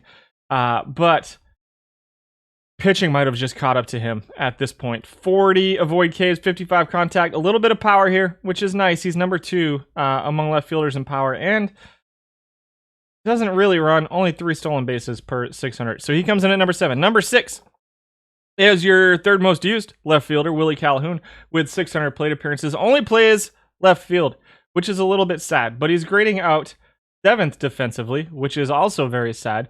He's grading out 5th offensively. He's down from a 59 to a 56, dropping 23 home runs per 600 on us out of the left field position. 249, 313 average on base percentage. Number 1 in slugging at 430. Number 2 in OPS at 744. And number 4 in weighted on base average at 327. Willie Calhoun at number 6 in left field. Number 5, Jahmai Jones. Somehow your number 6 rated left fielder, even with a 76 outfield range. 33 left field rating, 62 left field error. Interesting option as a utility guy who is a 41 rated card. Can play a little bit of second base, a little bit of center field, some left field as well. Offensively, he's putting up a 245 average, 307 on base percentage with mid-teens power at 14.68 home runs per 600 plate appearances, 393 slugging, 699 OPS, and a 310 weighted on base average are all middling numbers for a left fielder, but cheap card, utility option, Jahmai Jones, left field, center field, second base, potentially. Might be playing above his ratings just a little bit, but maybe not. I think you can probably get more than 1 steal per 600 out of him as well. Somebody's being very, very conservative with his base running. But just a 52.94% stolen base percentage actually is probably where the further issue is. With a 56 speed, 63 steal, somebody might be being over aggressive with him, actually, is now what I'm thinking on that. I'd have to look into the overall numbers for Jahmai Jones and see how much he's actually getting. So you can see his all-time numbers are a little bit better than that. You know what? I'm going to do something real quick. Because these numbers, seeing 50 dudes over here is cracking me up. So I'm going to change this to 600 just to make the numbers make a little bit more sense. 31 instead, so that works. 4 is Lamont Wade Jr., who grades out as your number 1 defensive left fielder. A 76 left field rating, 65 range, 63 arm, 56 error. I might be underrating range in left field a little bit on my defensive value right now. 264 batting average, 354 on base percentage, 376 slugging, 730 OPS, and a 328 weighted on base average. He's grading out fourth offensively. Under 10 home runs and under 7 steals per 600 for Lamont Wade Jr., who's gone up from a 51 to a 54. Does play left field, center field, and right field, so perhaps a utility option as well.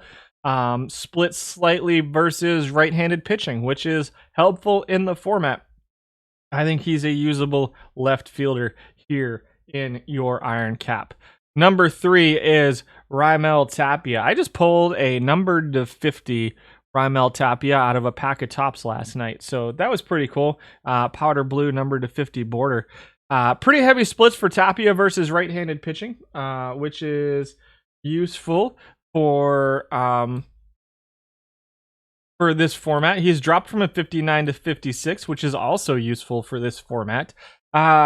In left field, he's grading out to a fourth with a 68 left field rating, 58 range, 61 arm, 57 error rating. Grading out second offensively with 280 batting average, 347 on base percentage, 391 slugging, and a 738 OPS. He's your second most used left fielder over the last week or so. I do like this card as a left fielder. I'm a pretty big fan of this Raimel Tapia card.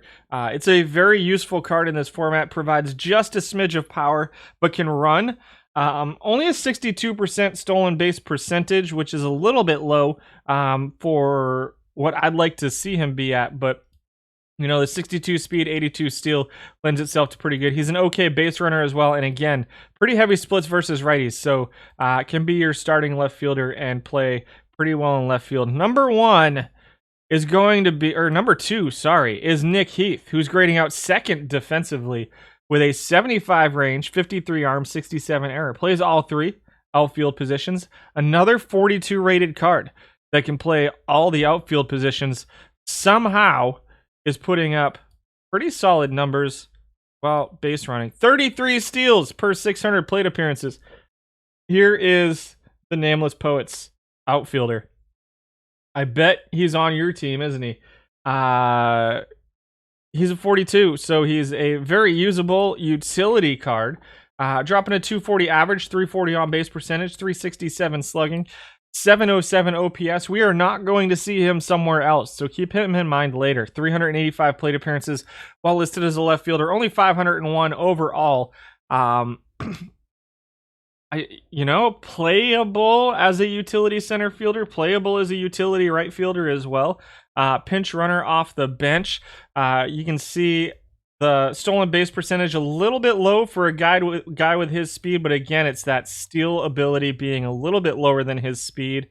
Slugging is a little bit low, but he's making up for that with his speed. The on-base percentage is actually not bad. OPS, weighted on base average are both at 5. And number 1 is Chas McCormick. Chas McCormick splits slightly towards lefties. You can see he's got 756 plate appearances as a left fielder. We're going to see him on the right field list as well, probably. Number 1 in average, number 1 in on-base percentage, number 1 in OPS, number 1 in weighted on-base average as among left fielders. Number 2 in slugging, mid-teens in home runs, can run as well. 14 stolen bases per 600 plate appearances, and is tied for first in stolen base percentage among left fielders. Also number 1 in strikeout avoidance, number 1 in walks, number 1 in runs created per 600 plate appearances over the last few tournaments. Chas McCormick is a seriously good outfield card in Iron. I like him better in right field, personally. We're going to see where he matches up and if his offense plays up quite as much in right field as it does over here in left field. He is 5th defensively. He is not a great defensive left fielder, but in a format with no designated hitter, where unfortunately that makes it a little difficult to get a guy like Alec Bohm into your lineup. I think that Chas McCormick is a card that can be really useful to add some offense to your lineup, whether it be in left field or right field. We're gonna hold off on plugging him in right and left field. I think I'm gonna start with Tapia for now in left field and just stick with him. He's the guy we've been running out there in these tournaments, and I think we're just gonna kind of stick with him for now as we go into the center fielders where we had 7 qualifiers. Derek Hill is okay. I mean, this is a card that has pretty good outfield range, can play left field, center field, and right field. It's a very useful card because it is a 40 rated card. So, is it good enough to start in center field? 1300. We might see him in right field as well. Offensively, I don't know. That's up to you. A sub 300 on base percentage, 320 slugging percentage, just a 279 weighted on base average. Those are all pretty bad offensive numbers. Defensively, he's third among center fielders. I do like him as a utility card because of the fact that he's a 40 rated card that provides some value defensively. It's just not a good offensive card, unfortunately. I wish it provided even a little bit of offense because it would be a pretty stellar 40 rated card, but it does have value because of that. What value is that? Can you fit him on your team? Probably. I think that he's, while not really a must-have, I think he can help you out with filling positions elsewhere. But maybe you don't need to fit a 40 rated card on your team. So he is the number 7 center fielder, though. Number 6 is live Billy Hamilton. Sorry, grading out. Sorry, the unicorn macaroni and cheese is trying to choke me.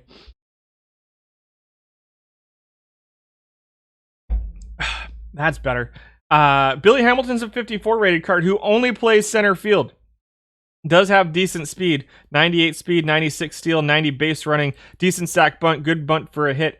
Grading out 6th offensively, just ahead of Derek Hill. Grading out 5th defensively, just behind Derek Hill in center field, I think. Yeah. I actually like the Hill card way better than this card. This card's great for steals. He's number 2 among center fielders in stolen bases, but number 3 in stolen base percentage.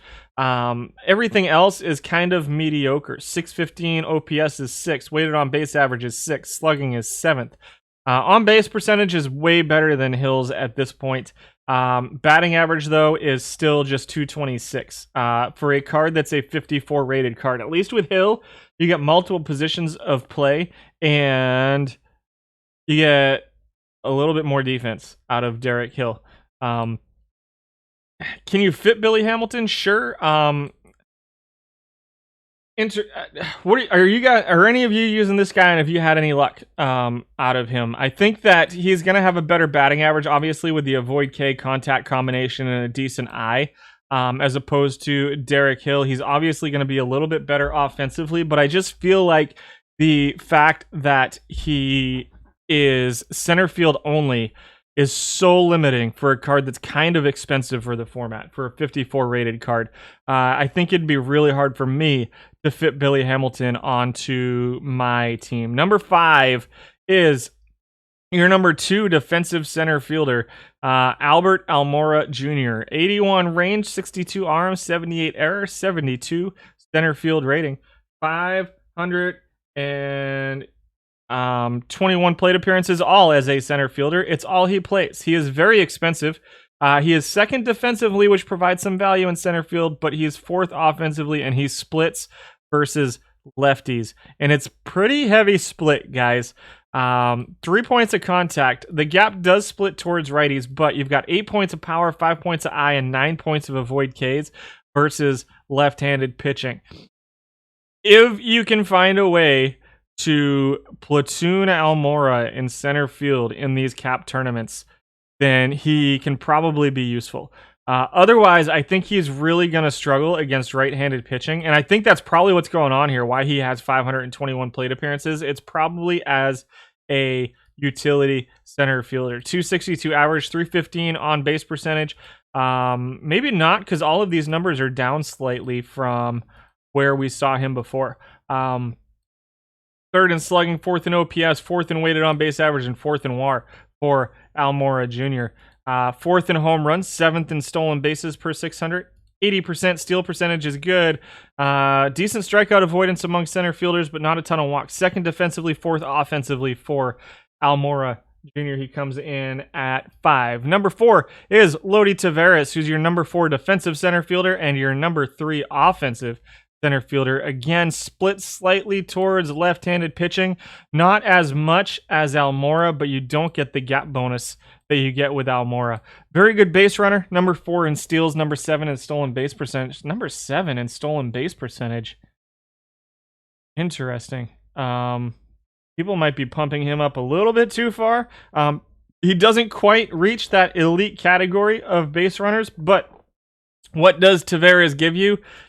10 points somewhere else. He's a 49 rated card and also plays left field and right field. So this is a guy who you could actually get platooning in left field and then use as your utility outfielder when right-handed pitchers are pitching. Whereas with Almora, with Hamilton, that becomes a little bit more difficult because you end up like if you're using them as a straight platoon, then you have to figure out your utility guys when they're not playing. Whereas Taveras, you've got your built-in utility player on the days that he's not playing, and he's saving you 10 points on an Almora Jr. as well. So Lodi Taveras comes in at number 4.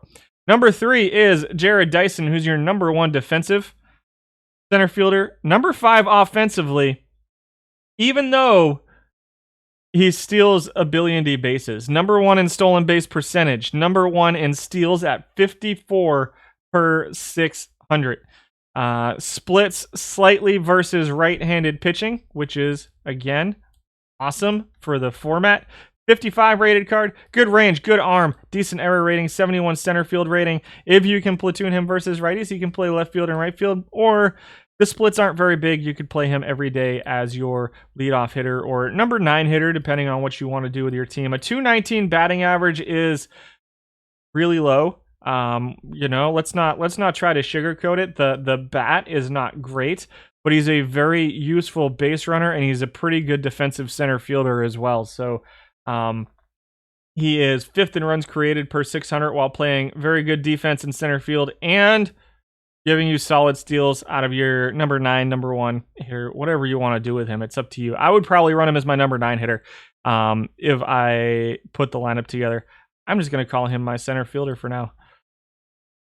Number 2 is Anthony Alford, who's coming in 6th defensively, 2nd offensively, plays all 3 outfield positions, is unfortunately a 59 rated card who splits towards lefties.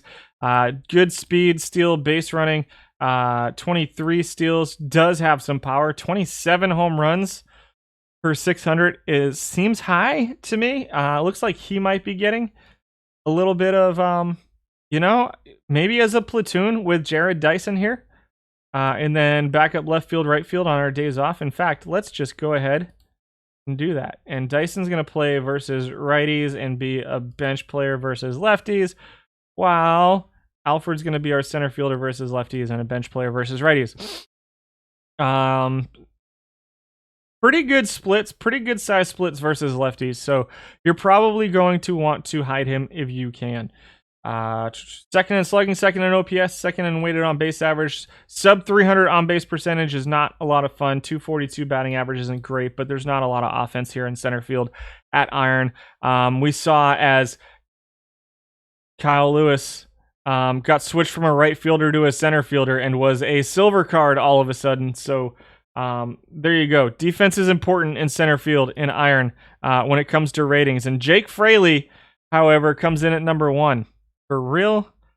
Fraley's got 338 plate appearances as a center fielder. This is the only place we're going to see him. He grades out 7th defensively in center field.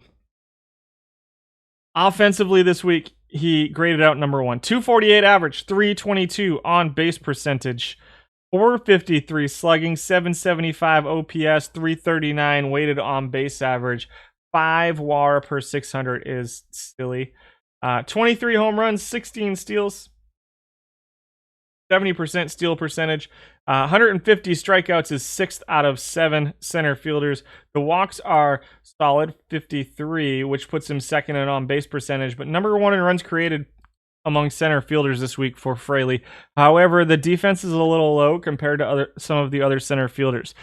Split slightly towards righties. I feel like that batting average is higher than what you should expect. And you can see it's way higher than his all-time number of 229. It's probably somewhere in between here. It was just a really good 538 plate appearances this week for Fraley. And I don't think he keeps it up. I think we're going to go with the platoon that we're running out there with Alford and Jared Dyson for now in center field for my particular team. Number right fields. They're not a number. We had 11 qualifying right fielders. Let's just look at number 11. It was Rusney Castillo, 2015 unsung hero. Bad defensively, bad offensively. We will skip him. Number 10 is Derek Hill. Grading out third defensively in right field, but 10th offensively. His offense definitely plays worse in right field than it does in center field. But we know the story with Derek Hill. He's going to fill 2, maybe 3 of your outfield positions for you as a utility guy while being only a 40 rated card. It's like a free card to play pretty solid defensively for you. And I think he's a solid bench option for filling your team with solid players elsewhere. Derek Hill, however, comes in at number 10. Number 9 is Monty Harrison, who grades out number 1 defensively in right field, and number 9 offensively, just barely above Derek Hill offensively. And really, in some categories, he's even worse. 205 batting average is atrocious. 278 on base percentage is pretty bad. Slugging of 335. He will hit some home runs. A little bit of power from Monty Harrison. Not enough for me to say he's a must play, but the combination of home runs and steals, for a guy to get 40 stolen bases per 600 plate appearances while dropping a 278 on base percentage, tells me he's a pretty good base runner, or a pretty good base stealer, I should say. He's got a pretty good arm for right field, dropping 1.69 WAR, 613 OPS, 277 weighted on base average. He kind of is what he is at this point. He comes in at number 9 in right field. Number 7 is Magneuris Sierra, who's your 5th most used over the course of the past couple weeks. He's a 51 rated card, which is useful in its own right. Decent batting average at 263. Decent on base percentage at 333. Can run a little bit, 85 speed, 80 steal. Combination gives him 26 steals per 600. Interesting option for like a number 8, number 1, maybe a number 2 hitter more so than a number 1 hitter, just because it's a very batting average heavy on base percentage. OPS and weighted on base average are a little bit lower. He's not a powerful hitter, but he plays okay defense in right field, 5th in right field defensively. Does play center field and left field as well. Slight splits versus right-handed pitching for Magneuris Sierra. Number 7 is Rosel Herrera, who's grading out 9th defensively out of 11 right fielders, but 4th offensively over a 335 plate appearance sample size. So, small sample size alert on Herrera. Doesn't even populate. He must be like 305 plate appearances as a right fielder. Has a little bit of second base, a little bit of third base. He's a 40 rated card, so if you feel like running him out there at second base and third base, or even like right field and third base or something weird, he provides you some flexibility there. A 279 average, 346 on base percentage are both pretty good. I don't know if they hold up, but a 61 avoid K, 44 contact versus right-handed pitching isn't the worst we've seen today. It's not going to be a lot of power. He's 4th in slugging, 4th in OPS, and 4th in weighted on base average among right fielders, though. And can run just a tad, not a ton. Doesn't strike out much. Doesn't walk much either. Rosel Herrera has a lot of value as a 40 rated card, though, that plays a lot of weird positions that can help you to get maybe platoons or better utility players elsewhere. It's a potential option. I think his bat looks slightly better, at least, than Monty Harrison or Derek Hill at this point as a 40 rated card. Number 6 is Haggerty. We talked about him already. 47 rated card, utility player everywhere. Decent offense, decent defense. He it's the kind of card that you can throw on your team and then figure out where to use him as you fill in all of the other spots. It's a really, really useful 47 rated card. Though I don't know that I'd use him as my starting right fielder. It is just a fantastic utility card, Sam Haggerty. Number 5 is Charlie Blackmon, who's split slightly towards righties. 7th defensively. Doesn't have the 600 plate appearances we moved it to qualify all time as all time. He dropped from a 60 to a 59. So he's a relatively new card to the Iron format just this month. This is a guy, how old is he now? I don't know how old he is now, but I thought he was going to be a perennial MVP candidate around about 2014 or so. This week, it was a 271 average, 344 on base percentage, 415 slugging. Rusney Castillo, Red Sox great. Yeah, the Red Sox great expiring contract at the end of this season is what he is. 15 home runs per 600. Not a lot of speed for Charlie Blackmon, but doesn't strike out and walks quite a bit too. There's some value to be had here, but he is a 59 rated card. That's not going to give you a ton of value defensively or offensively, and only plays one position for Charlie Blackmon. But I don't think he's a terrible offensive card for right field, and if you can live with that defense in right field, then perhaps, he's not getting any. That's weird. I wonder if it's picking it up on the main thing. Interesting. So this is all of his rating here is off of his offensive value. I don't know how much defensive value he's actually giving. He does grade out 7th. Let's go like this. Let's change. I can fix that. Give me 1 second. Advanced. Go formula bar. Because it's taking this number from here. Let's go here.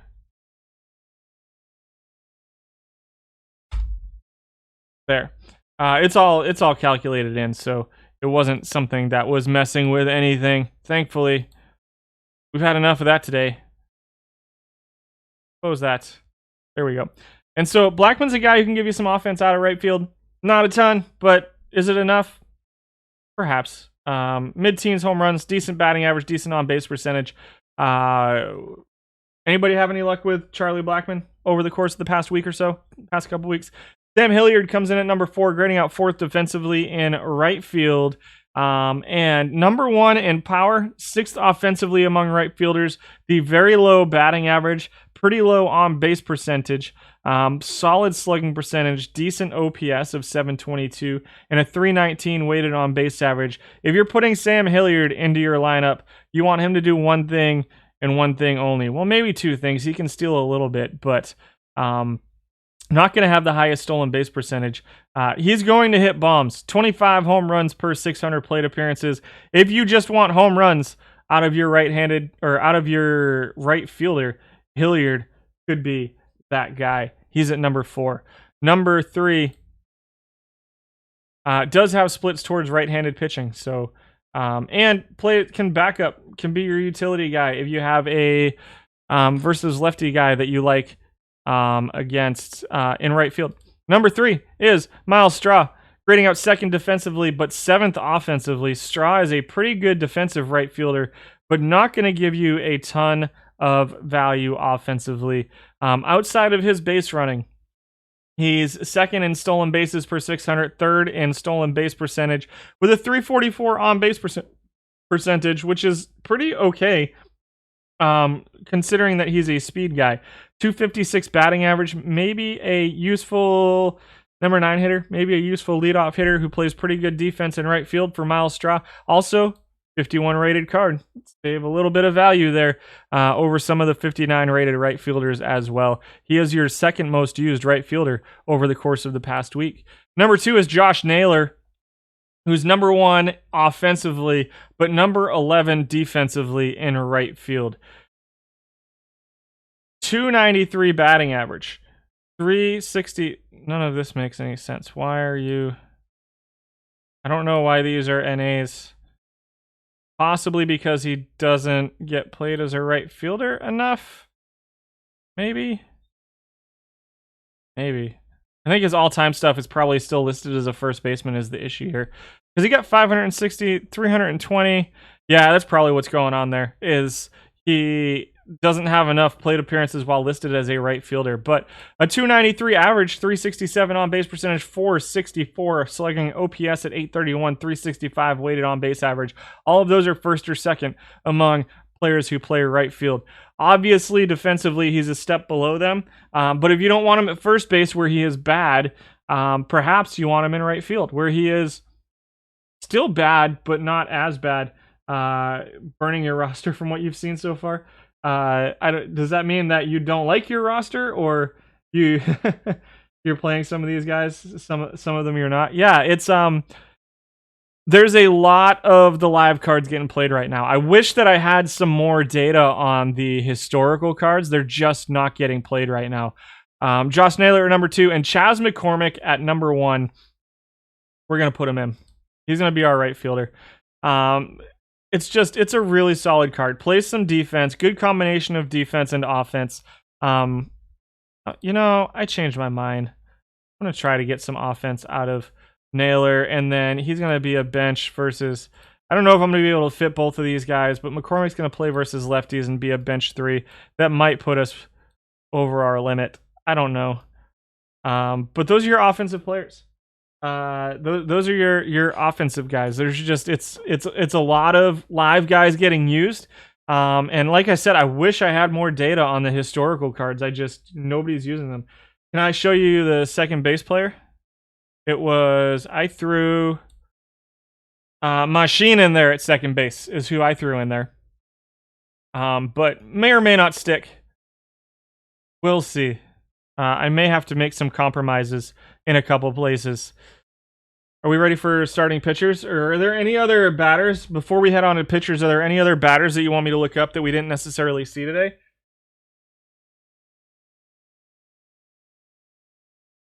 I can't think of any off the top of my head.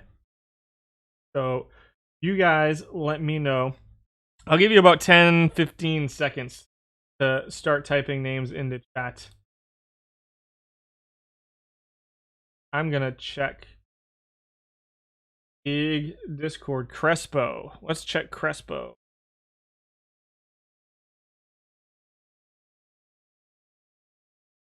Crespo, I had 195 plate appearances on 265 batting average, 345 on base percentage, 387 slugging percentage, 733 OPS. Looks like lots of singles, 55 walks, 104 strikeouts, almost 4 WAR per 600, which isn't awful.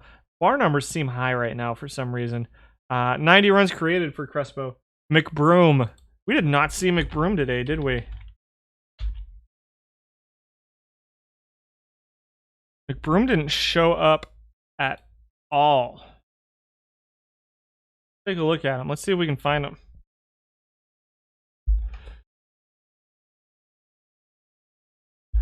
McBroom. I like the way he looks. Oh, why? I'm surprised he didn't show up at all in the tournaments I was running. Didn't get any play here. It looks like he's on a lot of reserve rosters, but not actually playing. Because I don't have a single plate appearance for him.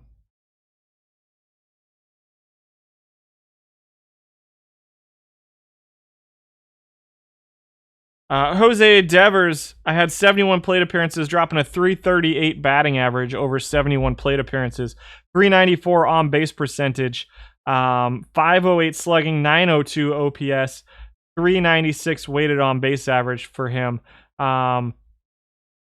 40 overall players who get the most play. Let me figure out how I'm going to do that for you. I can do that. Let's do this. Let's go here.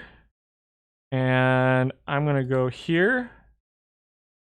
And I'm going to filter this out. And we're going to go position all. Okay. Overall rating 40. So the 40 overall players who are getting used the most right now are Derek Hill. Here, I'll zoom in on this for you. Are Derek Hill, Jesus Vega, Kirby Farrell, and Rosel Herrera. We saw all 4 of those guys. Actually, let's drop this and go 100 instead. And that adds Brower, Crespo, Kinsley, or Nisley, Newt Randall, Ham Schultz, Clarence Jones. So it looks like a lot of the unsung heroes here. Let's go over here and we can see. Let's see. So of those guys, Brower's dropping a 270 batting average, 421 slugging, 339 weighted on base average. Schultz dropping a 430 weighted on base average, over 149 plate appearances. Second baseman Oscar Taveras at a 342 weighted on base average. So you can see they're slightly higher than the guys who are getting used more. So it looks like there's some usable stuff out there as 40 rated cards, which may not be getting used too much right now. I was really surprised to see Taveras with only 122. I think Taveras is a pretty usable card. I think Schultz is a pretty usable card too. The problem with these cards is that the thing that specifically this one, the Derek Hill card provides, and the Rosel Herrera card, is that these cards, I think, tend to be only one position. So we look up Taveras, right? He's only right field, and he's not very good in right field. And if we look up like Schultz, Ham Schultz is only second base, and he's not a great defensive second baseman either, is the issue. There are very few 40 rated cards that play multiple positions. So if we go here and we change it to, let's say, between 40 and 45, right? Then we get up to like 35 guys getting used. And one of them's a pitcher. Because I have... let's do this instead. Let's get rid of the pitchers. There. That's a little bit better. So now, if we look at like between 40 and 45, highest weighted on base average, let's see, we got a 319, 320, 331, 339 is Brower, who we already talked a little bit about, 430 for Schultz, and 338 for Clarence Jones. Find that Clarence Jones card. Jones plays multiple positions, so this is an interesting looking card. Not a lot of home run power here. Splits versus righties, pretty heavy splits versus righties. Looks very, very close to absolutely unusable versus left-handed pitching.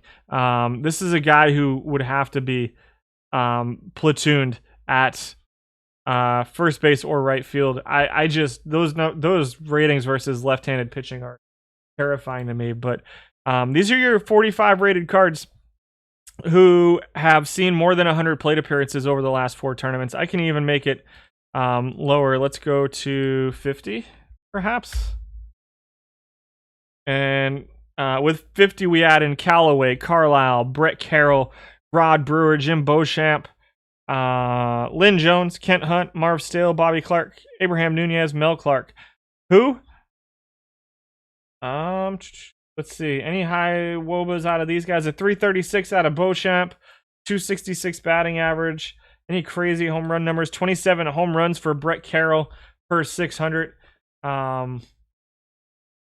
There's just, I mean, I think there's more usable 40 to 45 rated offensive cards this year than there were last year, but there's still not that many. It's really the 40 rated cards where you're going to get a lot of your use out of are going to be the pitchers. But this will at least give you an idea of who's out there that may not be getting used right now. Because like I said, the only thing I can pull stats on is the guys getting used. And I really do think like the Taveras could be usable.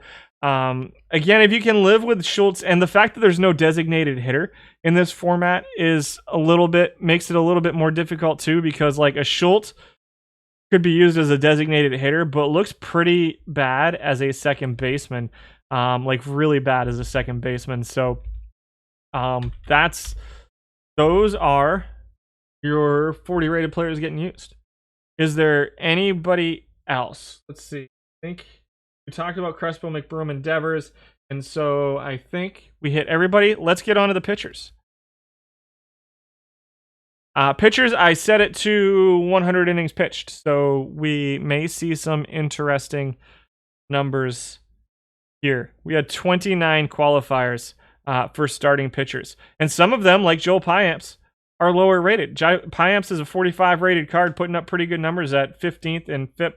There's still there for who was it that did not like the FIP last week? It was Axel. If you're in here today, there's still, I haven't adjusted the pitchers yet. They're still rated by FIP. We'll go through and see what else we're seeing though. So Payamps is at a 313 earned run average over 348 innings pitched, which is way better than his all-time stuff, even though his FIP's actually gone down a little bit to 15th. So some people running defense out there, small sample size effect going on here. Top 10 in whip at number 7 and 6th in walks per 9 and top half in home runs. Just doesn't strike anybody out.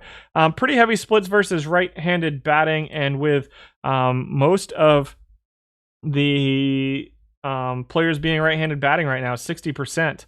We can expect to see Joel Payamps continue to pitch okay. He is listed as a relief pitcher now, as opposed to a starting pitcher, but the 46 stamina sees him get about 5.5 innings pitched per game for Payamps. He's continuing to be used as a starting pitcher. Number 14 is Tommy Malone, 59 rated. Again, relief pitcher, but with a 54 stamina. And again, you can see he does not have... this is either he's under 4 all-time or doesn't have enough innings to qualify all-time, which is still set to 300, I believe. I think he's actually on the relief pitching all-time is the issue with Malone. But over 163 innings pitched, he put up a 369 FIP, 347 earned run average, top 10 almost in whip at 1176, and 6.5 innings pitched per game for Tommy Malone, which is ridiculous. That's a very, very high number for the format. Number 1 in walks per 9 innings for Malone. He comes in at number 14. Number 13 is Devin Smelter, who's your 10th most used pitcher over the last week. 368 FIP, 355 earned run average for him. Top 5 in walks. 26th in home runs per 9 out of 29 pitchers, though. The very low movement, especially against right-handed pitching, is hurting Devin Smelter right now. And with almost 60% right-handed batters, you're seeing the versus lefty splits starting to get taking advantage of just a little bit here. 5.2 innings pitched per game. Smelter might be an interesting guy to use as like a follower or maybe as a specialist versus lefties. I think those home run numbers drop a little bit with that 48 movement and that 76 control for him, perhaps. But with 5.2 innings pitched per game, he's listed as a starting pitcher. Number 12 is Chris Mazza, live from Tampa Bay. Splits versus righties, 48 stamina, 6 innings pitched per game, puts him at 12. Just 114 innings pitched, 215 innings pitched all time, but just 3.2 innings pitched per game all time. So you can see some of these guys starting to get used instead of as a relief pitcher, as a starting pitcher, and being effective, albeit in a pretty small sample size. That is a huge difference between this and this. That's a pretty big difference. But a 363 FIP over only 19 games, so keep that in mind. It's again, these are kind of small sample sizes on these starting pitchers. 338 earner average, 363 FIP, looking a little bit more effective as a starting pitcher, and a 47 rated card. So some value there potentially for Chris Mazza and his 48 stamina in iron. Genesis Cabrera, a 59 rated card at 11th, 362 FIP, but a 338 earned run average, 768 strikeouts, 14th in home runs, 17th in walks per 9, and just outside the top 10 in whip. Number 9 in innings pitched per game at 6.19 with his 64 stamina. All time, out of 88 qualifiers, he's got a 371 FIP, which is 39th. So right there in the middle of the pack, similar to where he's at this week. Number 10 is Antonio Santos, live from Colorado. 57 rated pitcher, 49 stamina, getting 6.6 innings pitched per game for Santos, over 132 innings pitched. So one of the things you see, one of the differences you see here in the TAP tournaments too, is that people let their starting pitchers go a little longer because they tend to fill their bullpen with 40 rated pitchers. because that's where it's easiest to find guys who can compete a little bit. And so they tend to have a pretty slow hook on their starting pitchers. And that's kind of where you see a guy like Santos get a little bit of a slower hook, but a 360 FIP with a 218 earned run average over 132 innings pitched. That is ridiculous.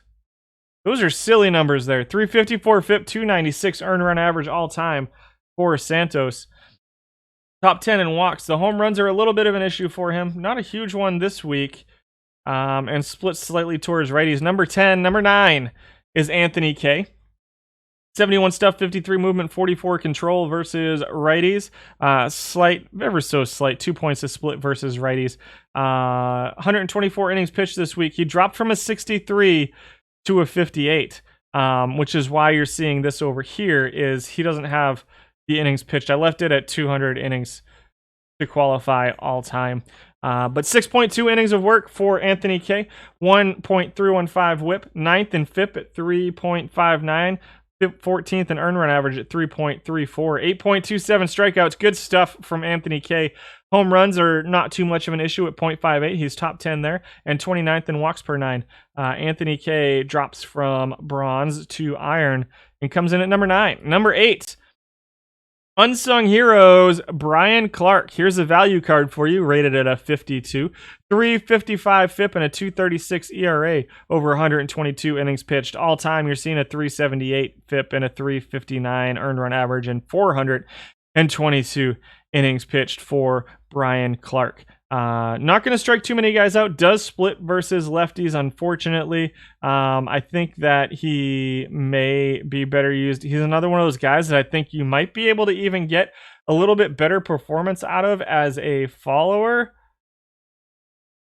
Just really interesting to me to see good numbers out of a guy with these ratings versus righties, the fastball, slider, curveball combination. All time, though, you're seeing a 378 FIP and a 359 earned run average, a 236 earned run average. Somebody went full out defense while they were running Brian Clark. It's probably one team running Brian Clark, and they probably have very, very good defense. Let's see if we can find them. Let's see. Which team is he actually pitching for? None of these ones. There's one. Let's see. So what do we got? The Quebec Dragons. Who is it? DJN. I don't know if DJN's in here. Haggerty is good defensively. Alford, pretty good defensively. Fraley, very good defensively. Hilliard is good defensively. Lewin Diaz. Yeah, this is a straight up pitching and defense team. Marwin Gonzalez at third. Interesting. An interesting choice that we didn't see Marwin at all. Espinal at shortstop, no surprise there, and Ali Sanchez at catcher. And you can see defensively they were fourth. Defensively, second in defensive efficiency over. It looks like they got knocked out in the first round, though. Unfortunately, just no offense on that team. So, how does the score of individual pitches affect pitcher performance? Again, I haven't done anything scientific on that, but anecdotally only. Other people will probably be able to answer it better than me, but anecdotally only, I find that so things like knuckleballs, knuckle curves, screwball especially, kind of affect their reverse splits. So you'll still get like the versus lefty lineups with guys with reverse splits and stuff like that, but otherwise it's really just purely, it's not aesthetic, but it just the pitches, the score of the pitches just makes that pitch more effective when they're pitching it, and the number of pitches keeps the batters from seeing the same pitches over and over in a game. Now it's a little bit different to me in this than it is in like an offline game. I like guys. It helps decide the overall ratings. It helps decide kind of the stuff movement control ratings too. But mostly what you're going to look at is kind of this stuff. There's guys who have like 6 pitches and some of them are awful and some of them are good. And there's guys who have like 2 really good pitches who are really effective, which can be useful. Now I will say if you're playing like an offline game, be careful with guys with a ton of pitches because remember they have to develop all of those. But here in Perfect Team, you don't have to worry about that. So if you have like 8 really good pitches, obviously it's going to be better. But I haven't done anything scientific on how much like having a 61, 53, 45 versus like a 65, 55, 50 or something like that would affect it. But it does affect it. It's used in the calculations for the pitches and stuff as well. Cito says, your understanding that pitch ratings are already baked into the stuff movement control ratings, which is, I think, pretty accurate too. High stamina for Clark, 6.78 innings pitched per game. It has him at number 1, in which case I need to like ignore pitches. You do seem to find that there's a noticeable difference in starters with 4 pitches versus 3. Yes. So I agree. I think there's a pretty big difference in between 4 and 3. Basically, you have pitches, tendency, movement, and control. Those things decide stuff, movement, control. Hopefully that made a little bit of sense. I don't know if it did. 236 earned run average for Clark is just ridiculous, but it's solid defense from the teams he's on, it looks like. Here's Derek Holland, who's got a 347 FIP, 324 earned run average over the last 181 innings. All time at 310 innings pitched. He's at just 2.87 innings pitched per game all time. So some bullpen work for Derek Holland in the past. He's up to a 60 stamina. Splits a little bit pretty heavily versus lefties. So maybe you want to keep him in the bullpen, but overall, with a 71% start percentage, 4.75 innings pitched per game, which is the lowest among our qualified starting pitchers. He's pitching pretty well. 347 FIP, 324 earned run average. Solid strikeouts, home runs, movement's a little bit of an issue for him. He is a fly ball pitcher. There's not even with a 0.8 though, like you can totally live with that here in this format. The problem is that he doesn't have great control either. So the walk home run combination is a little bit concerning to me going forward, but overall Derek Holland's been effective over the last 181 innings as a starting pitcher. Number 6 is Justin Dunn with 300 innings pitched. Is number 6. 341 FIP, 315 earned run average for Justin Dunn. Even movement isn't strictly movement, it's movement and tennis. Basically, Alex did Science Saturday. What do you mean movement and tendency? Is the percentage ground ball or fly ball? Yeah. So you got the ground ball, fly ball, which is affected by movement and all that other stuff too, and the types of pitches and stuff. Sweet. Yeah, thanks, Space Pope. Appreciate it. 341 FIP, 315 earned run average there for Justin Dunn. Number 5 is Austin Voth, another guy who I'm really surprised to see his home runs per 9 numbers as good as they are with 38 movement. He is a neutral pitcher, fastball, cutter, changeup, curveball pitcher with a .51 home runs per 9, has him top 5 over the last week. 331 FIP, 279 earned run average for Voth. Another relief pitcher getting more than 4 innings pitched, 6.17 innings pitched per game. So keep an eye out on these live starting pitchers and their staminas. And Austin Voth dropped from a 54 to a 46. This is a potentially valuable card here in Iron Cap tournaments for Austin Voth. Number 4 is Seth Romero. Splits versus lefties, but pretty good stuff in movement versus righties as well. I think he's definitely usable. Only seeing 5.83, which still seems pretty high to me, but with a 37 stamina, I guess in the cap format, you can kind of coast that out of him. 325, 255. I don't think he keeps that up. I think this is a small sample size, 117 innings pitched sample size aberration. 0.46 home runs per 9. I can see him keeping that up. And the strikeouts per 9, I could see him staying top 5 in both of those. But walks are a little bit of an issue for him. Number 2 in whip anyway. And it looks like he's got some pretty good defense behind him as well. Seth Romero comes in at number 4. Number 3 is my chair dropping on. Jose Suarez at number 3. We're not seeing any of these guys.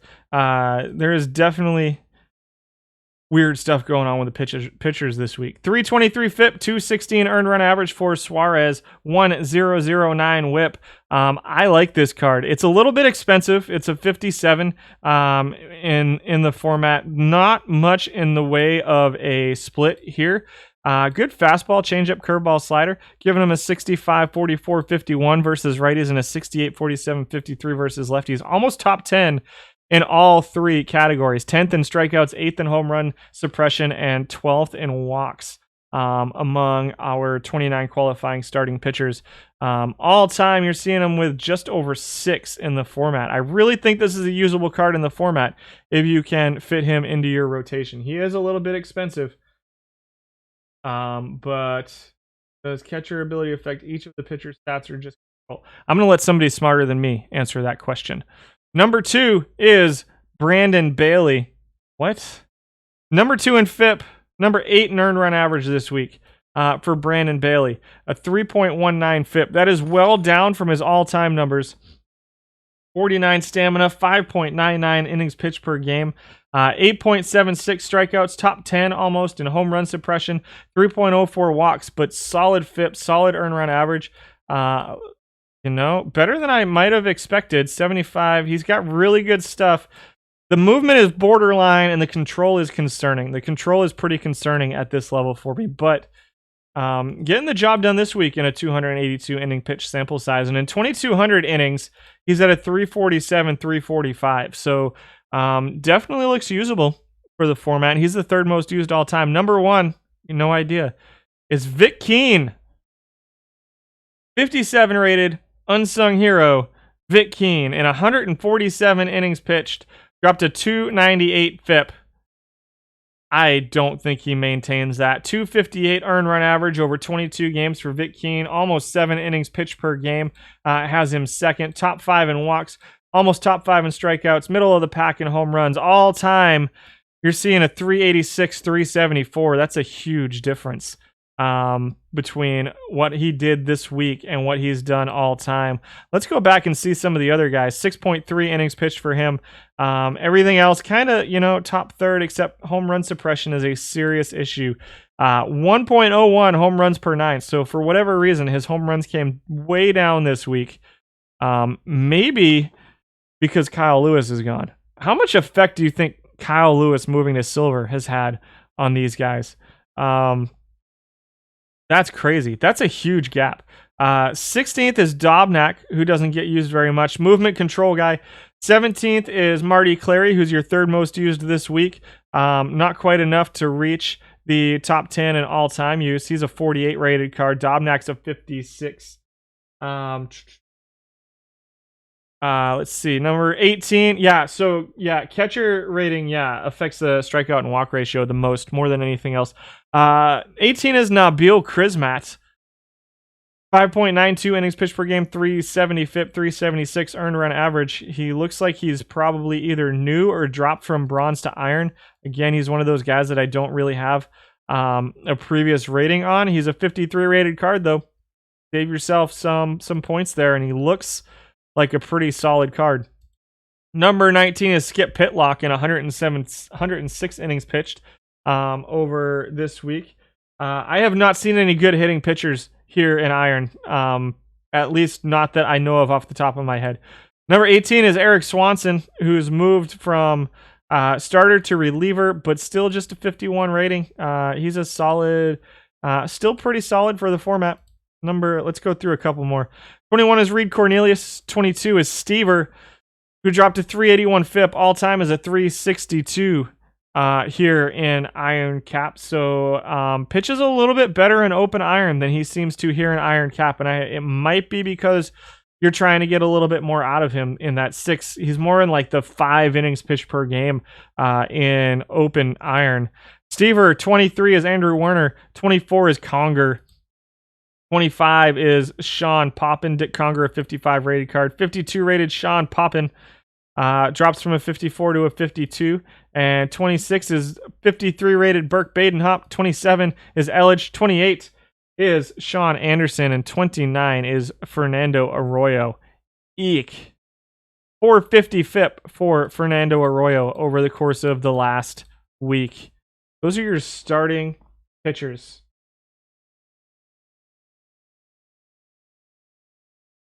Relief pitchers? Oh, my throat's almost gone. 130. Red Murph at number 15. This is where we're going to see some of those really, really good value cards. Red Murph is a guy that I really like as a relief pitcher here in this format. He's 15th in FIP. ERA at 265 is 4th. Very good stuff. Pretty good control. He's a guy with ratings similar to some of the starting pitchers you see that pitch really effectively. He's just got that 11 stamina, which relegates him to being a relief pitcher. And the big thing is he's a 40 rated card. He comes in at number 15. He's a mainstay in my Iron Cap bullpen.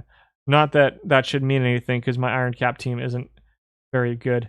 Caleb Berrigar at a 42 rated card comes in with a 351 FIP at number 14 among relief pitchers. We had 26 qualifiers this week above 100 innings pitched, and Berrigar is at number 14. 351 FIP, 298 earned run average. Top 10 in both home run suppression and walks. A little surprised about this. That control's pretty low. That tells me we're running a lot of high stuff kind of pitchers out there here in Iron right now. His is a 42 rated card, so that's what you're going to see here. 1.196 whip is just outside the top 10, and a 298 earned run average is 12th. Number 13 is Luke Bard, who's a proven winner. We haven't seen too many of these guys. It seems like a lot of our proven winners got phased out into bronze or silver. 350 FIP, but a 280 earned run average for Luke Bard, who remains a 40 rated card. Very good stuff versus right-handed pitching. Very good control versus right-handed pitching. 1.27 innings pitched per game. He's a little bit higher stamina than some of the other relief pitchers as well. 350 FIP, 280 earned run average. All time, it's a 327, 299 for Luke Bard, who is your number 1 most used all time and your number 2 most used this week.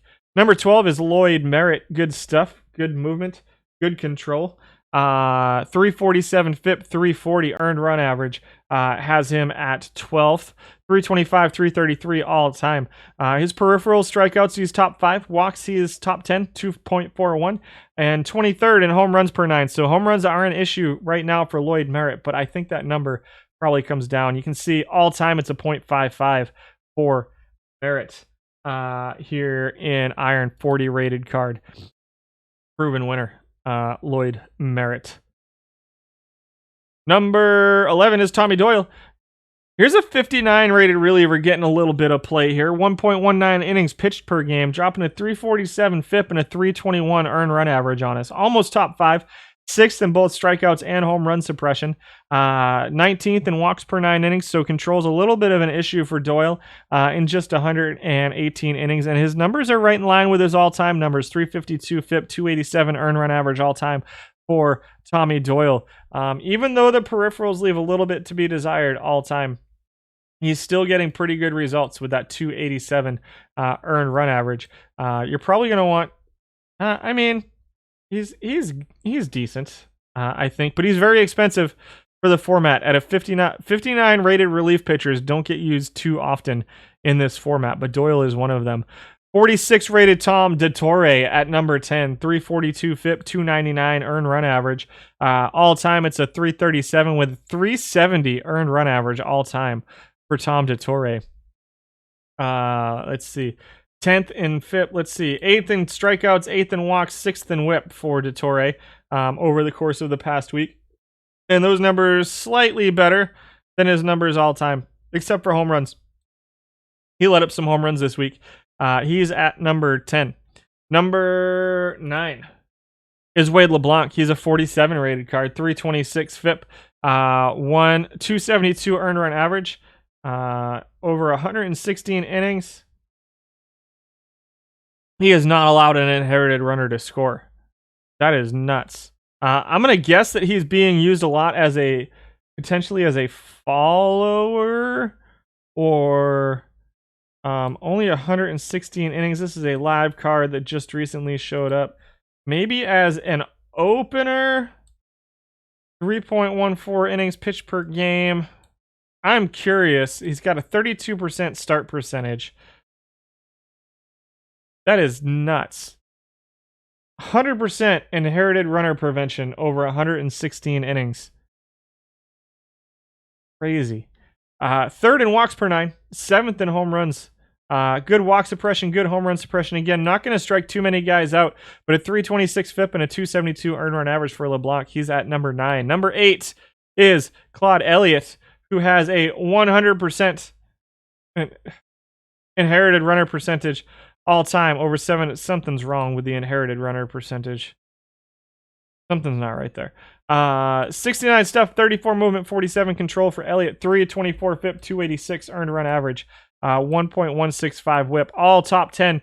4th in strikeouts, 15th in home runs, and 17th in walks per 9 for Claude Elliott. Good stuff. Scary movement. Scary-ish control. A little bit of stamina here. He's a ground ball pitcher, which is nice. Fastball, sinker, changeup, curveball. 3 innings pitched per game, too, so you might be able to get some starts out of him as well. Claude Elliott comes in at number 8. Maybe a number 5 starter. 41 rated pitcher as a number 5 starter for you, perhaps. Number 7 is 43 rated Jesse Biddle, who I believe just dropped to iron or just showed up this month, which is why we don't have any data on him before. 314 FIP for him, but a 368 earned run average. 7th in strikeouts per 9, 4th in home runs. 3.36 walks per 9 innings for 18 out of 26. So control a little bit of an issue, but the rest of the numbers look pretty good. A little bit of a lefty specialist, but not too bad. The splits aren't huge. I think he can be effective versus righties as well, just not quite as effective. 1296 whip is not great, and you're probably going to want some good defense behind him as well. Number 6 is 41 rated Colton Brewer. We're just going to skip him. Not pitching well for the Red Sox this season is Colton Brewer. 305 FIP, however, this week. 251 earned run average for him.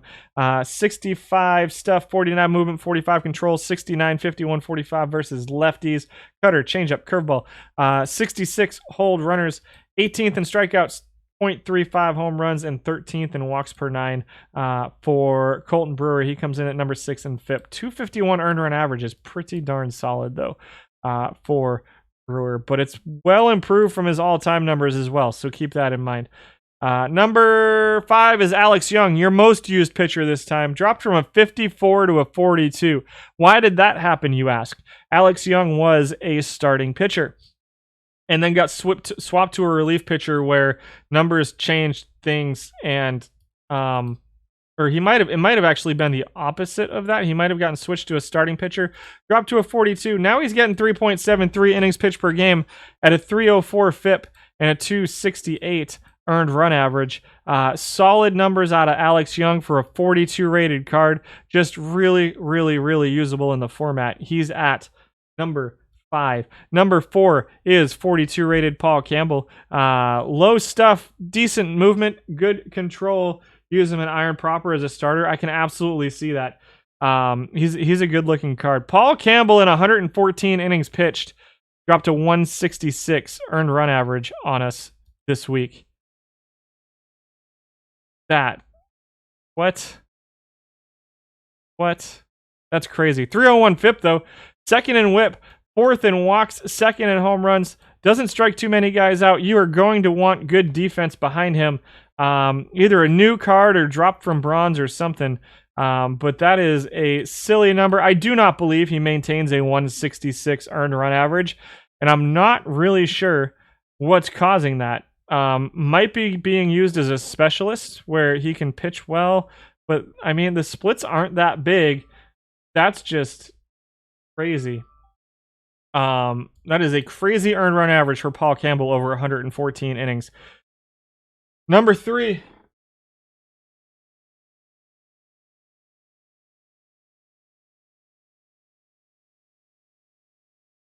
Oh, I know what that is. Ben Rowan comes in at number 3. Oh, Campbell is a 42 rated card.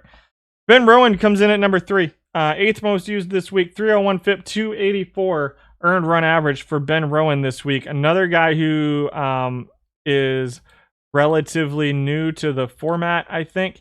168 innings pitched, 301 FIP, 284 earned run average, 12th in strikeouts, 17th in home runs, 2nd in walk suppression. Right-handed specialist for sure. He's a submarine pitcher, ground ball pitcher.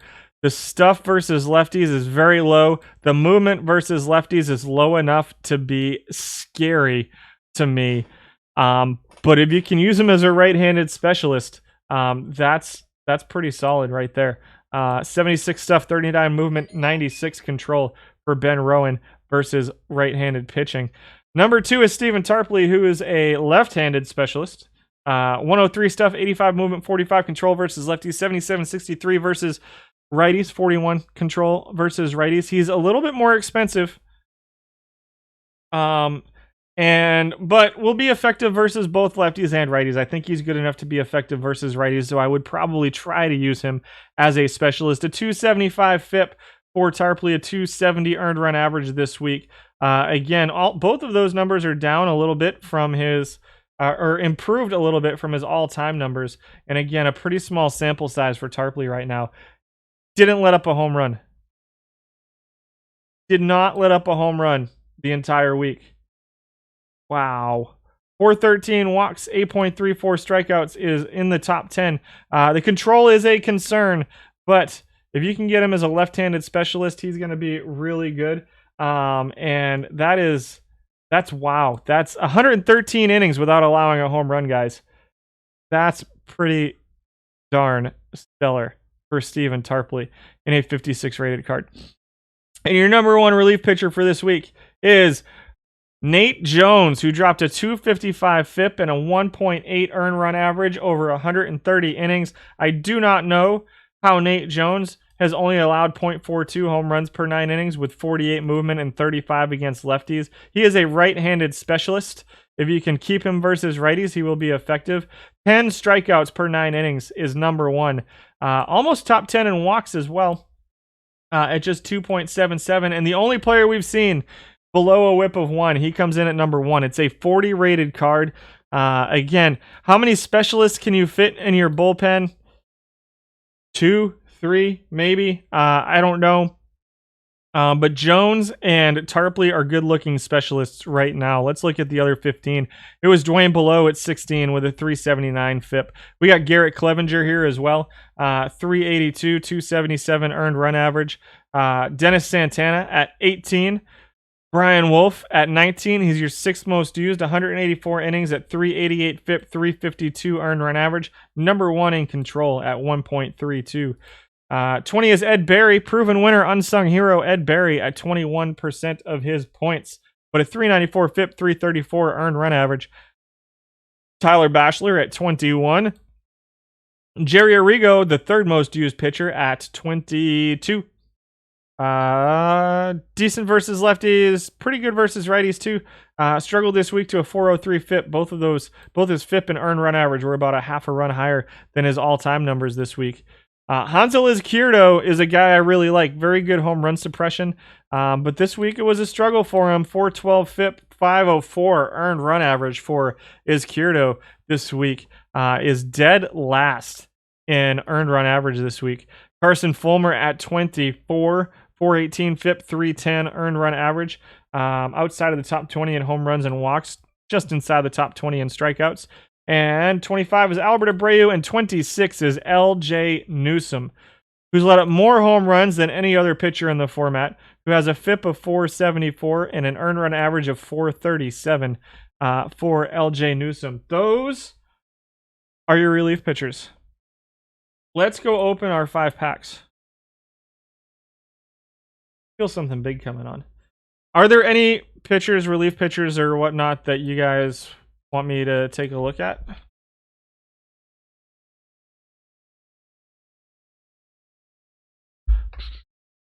Still in a gold tournament. 2.5 hours later, which means we're what, round 3 at this point?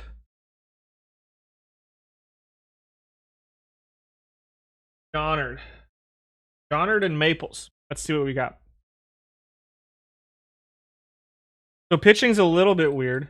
Let's go here. Get rid of this filter.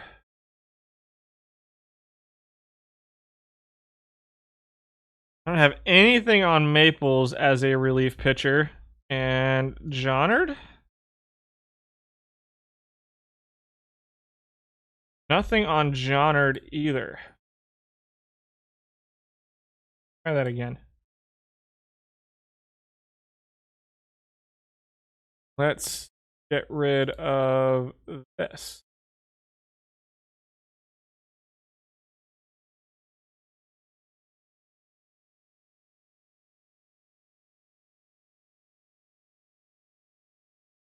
For this filter as well. Okay, there we go. There's Johnard. We've got. Yeah. For Johnard, I've got a two innings pitched for Johnard. His earned run average is 6.75 over 2 innings. I would not read too much into that, if I'm being totally honest. Let's see. Let's find. What else were we looking for? Maples. All right, Maples. We got a little bit more on 47 innings pitched. 323 earned run average. His FIP's gonna be around. I would guess. Yeah. Find him again. Sorry. FIP for Maple is around 3.35.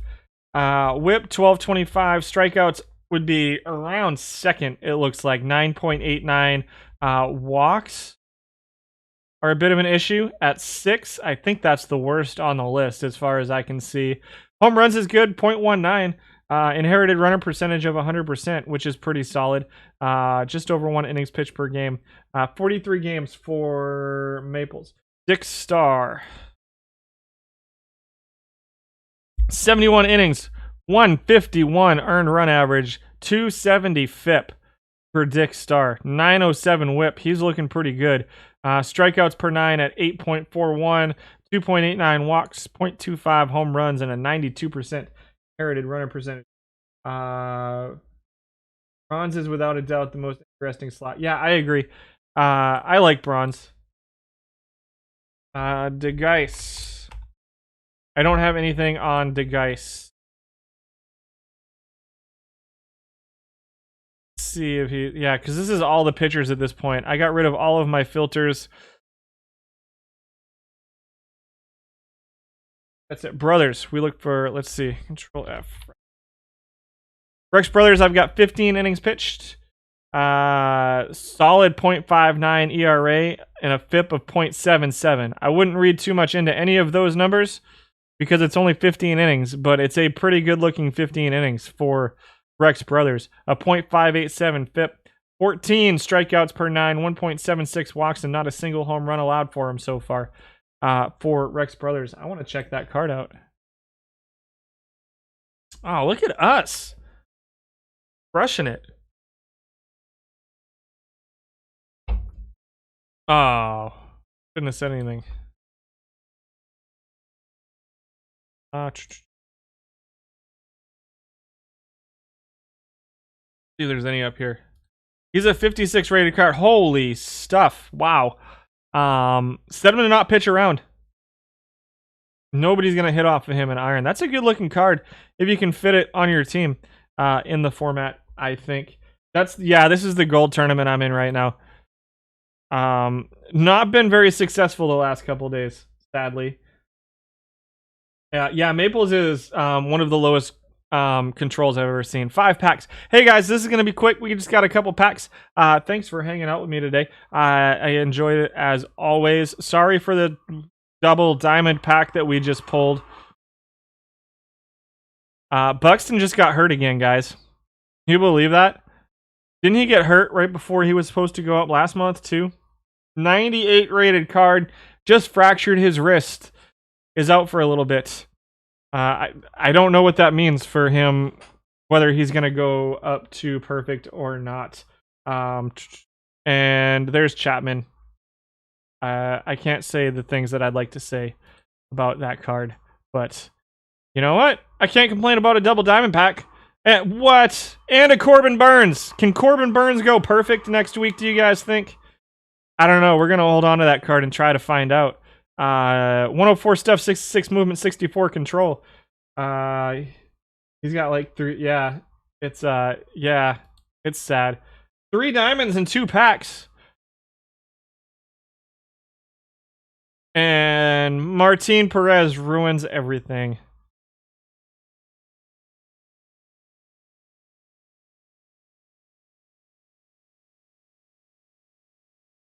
Sporers tonight, guys. Enjoy the Sporers tournament for those of you who are in it. And we'll take a Cody Hosey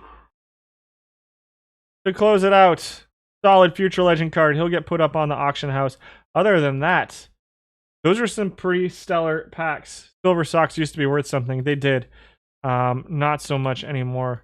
I don't think I have any collections to turn in. Sure don't. You know what? Let's do this. Let's go all players. Custom. Nope. Let's clear this filter. Clear filter.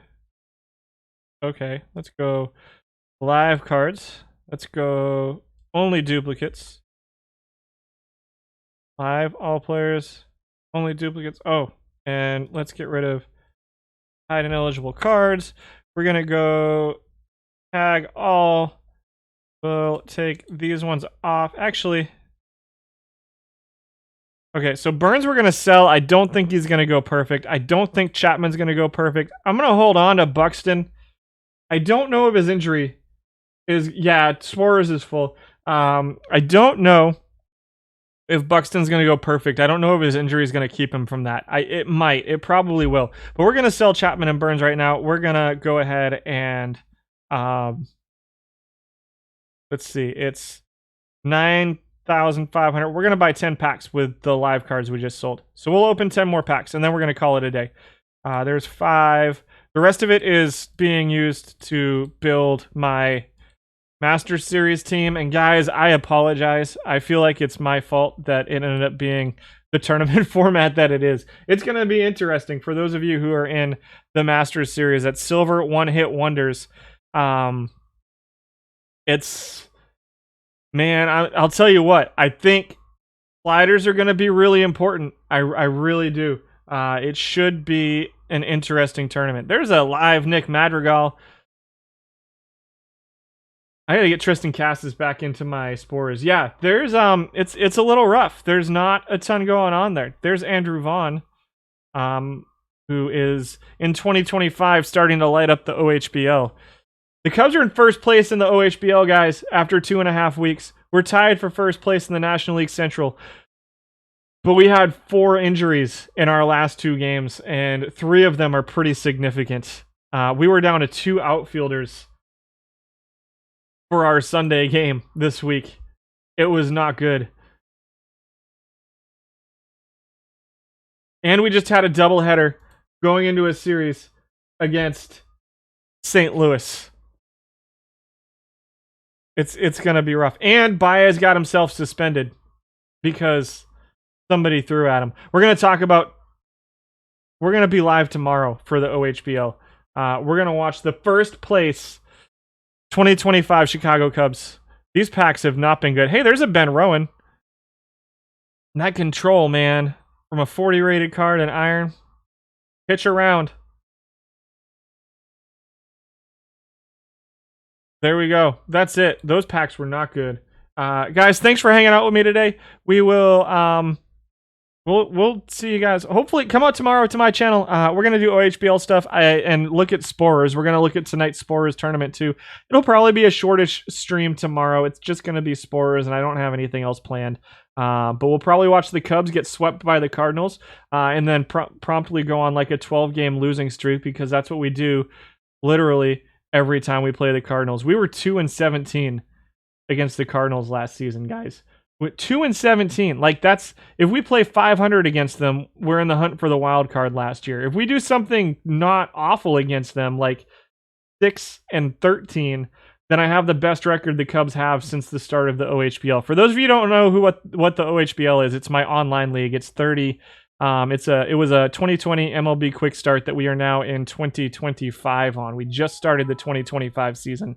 It's a lot of fun. There's a lot of good owners. If there's anybody here that's in the OHBL, thanks for being in that league with me. It's a lot of fun. But the decimals just went down 2-1. So I'm going to go ahead and sign off now before I get embarrassingly knocked out in a quarterfinals, because that's what my teams do these days. Thanks, guys. Have a great afternoon, and we'll see you tomorrow where we get to talk about spores. Bye, guys.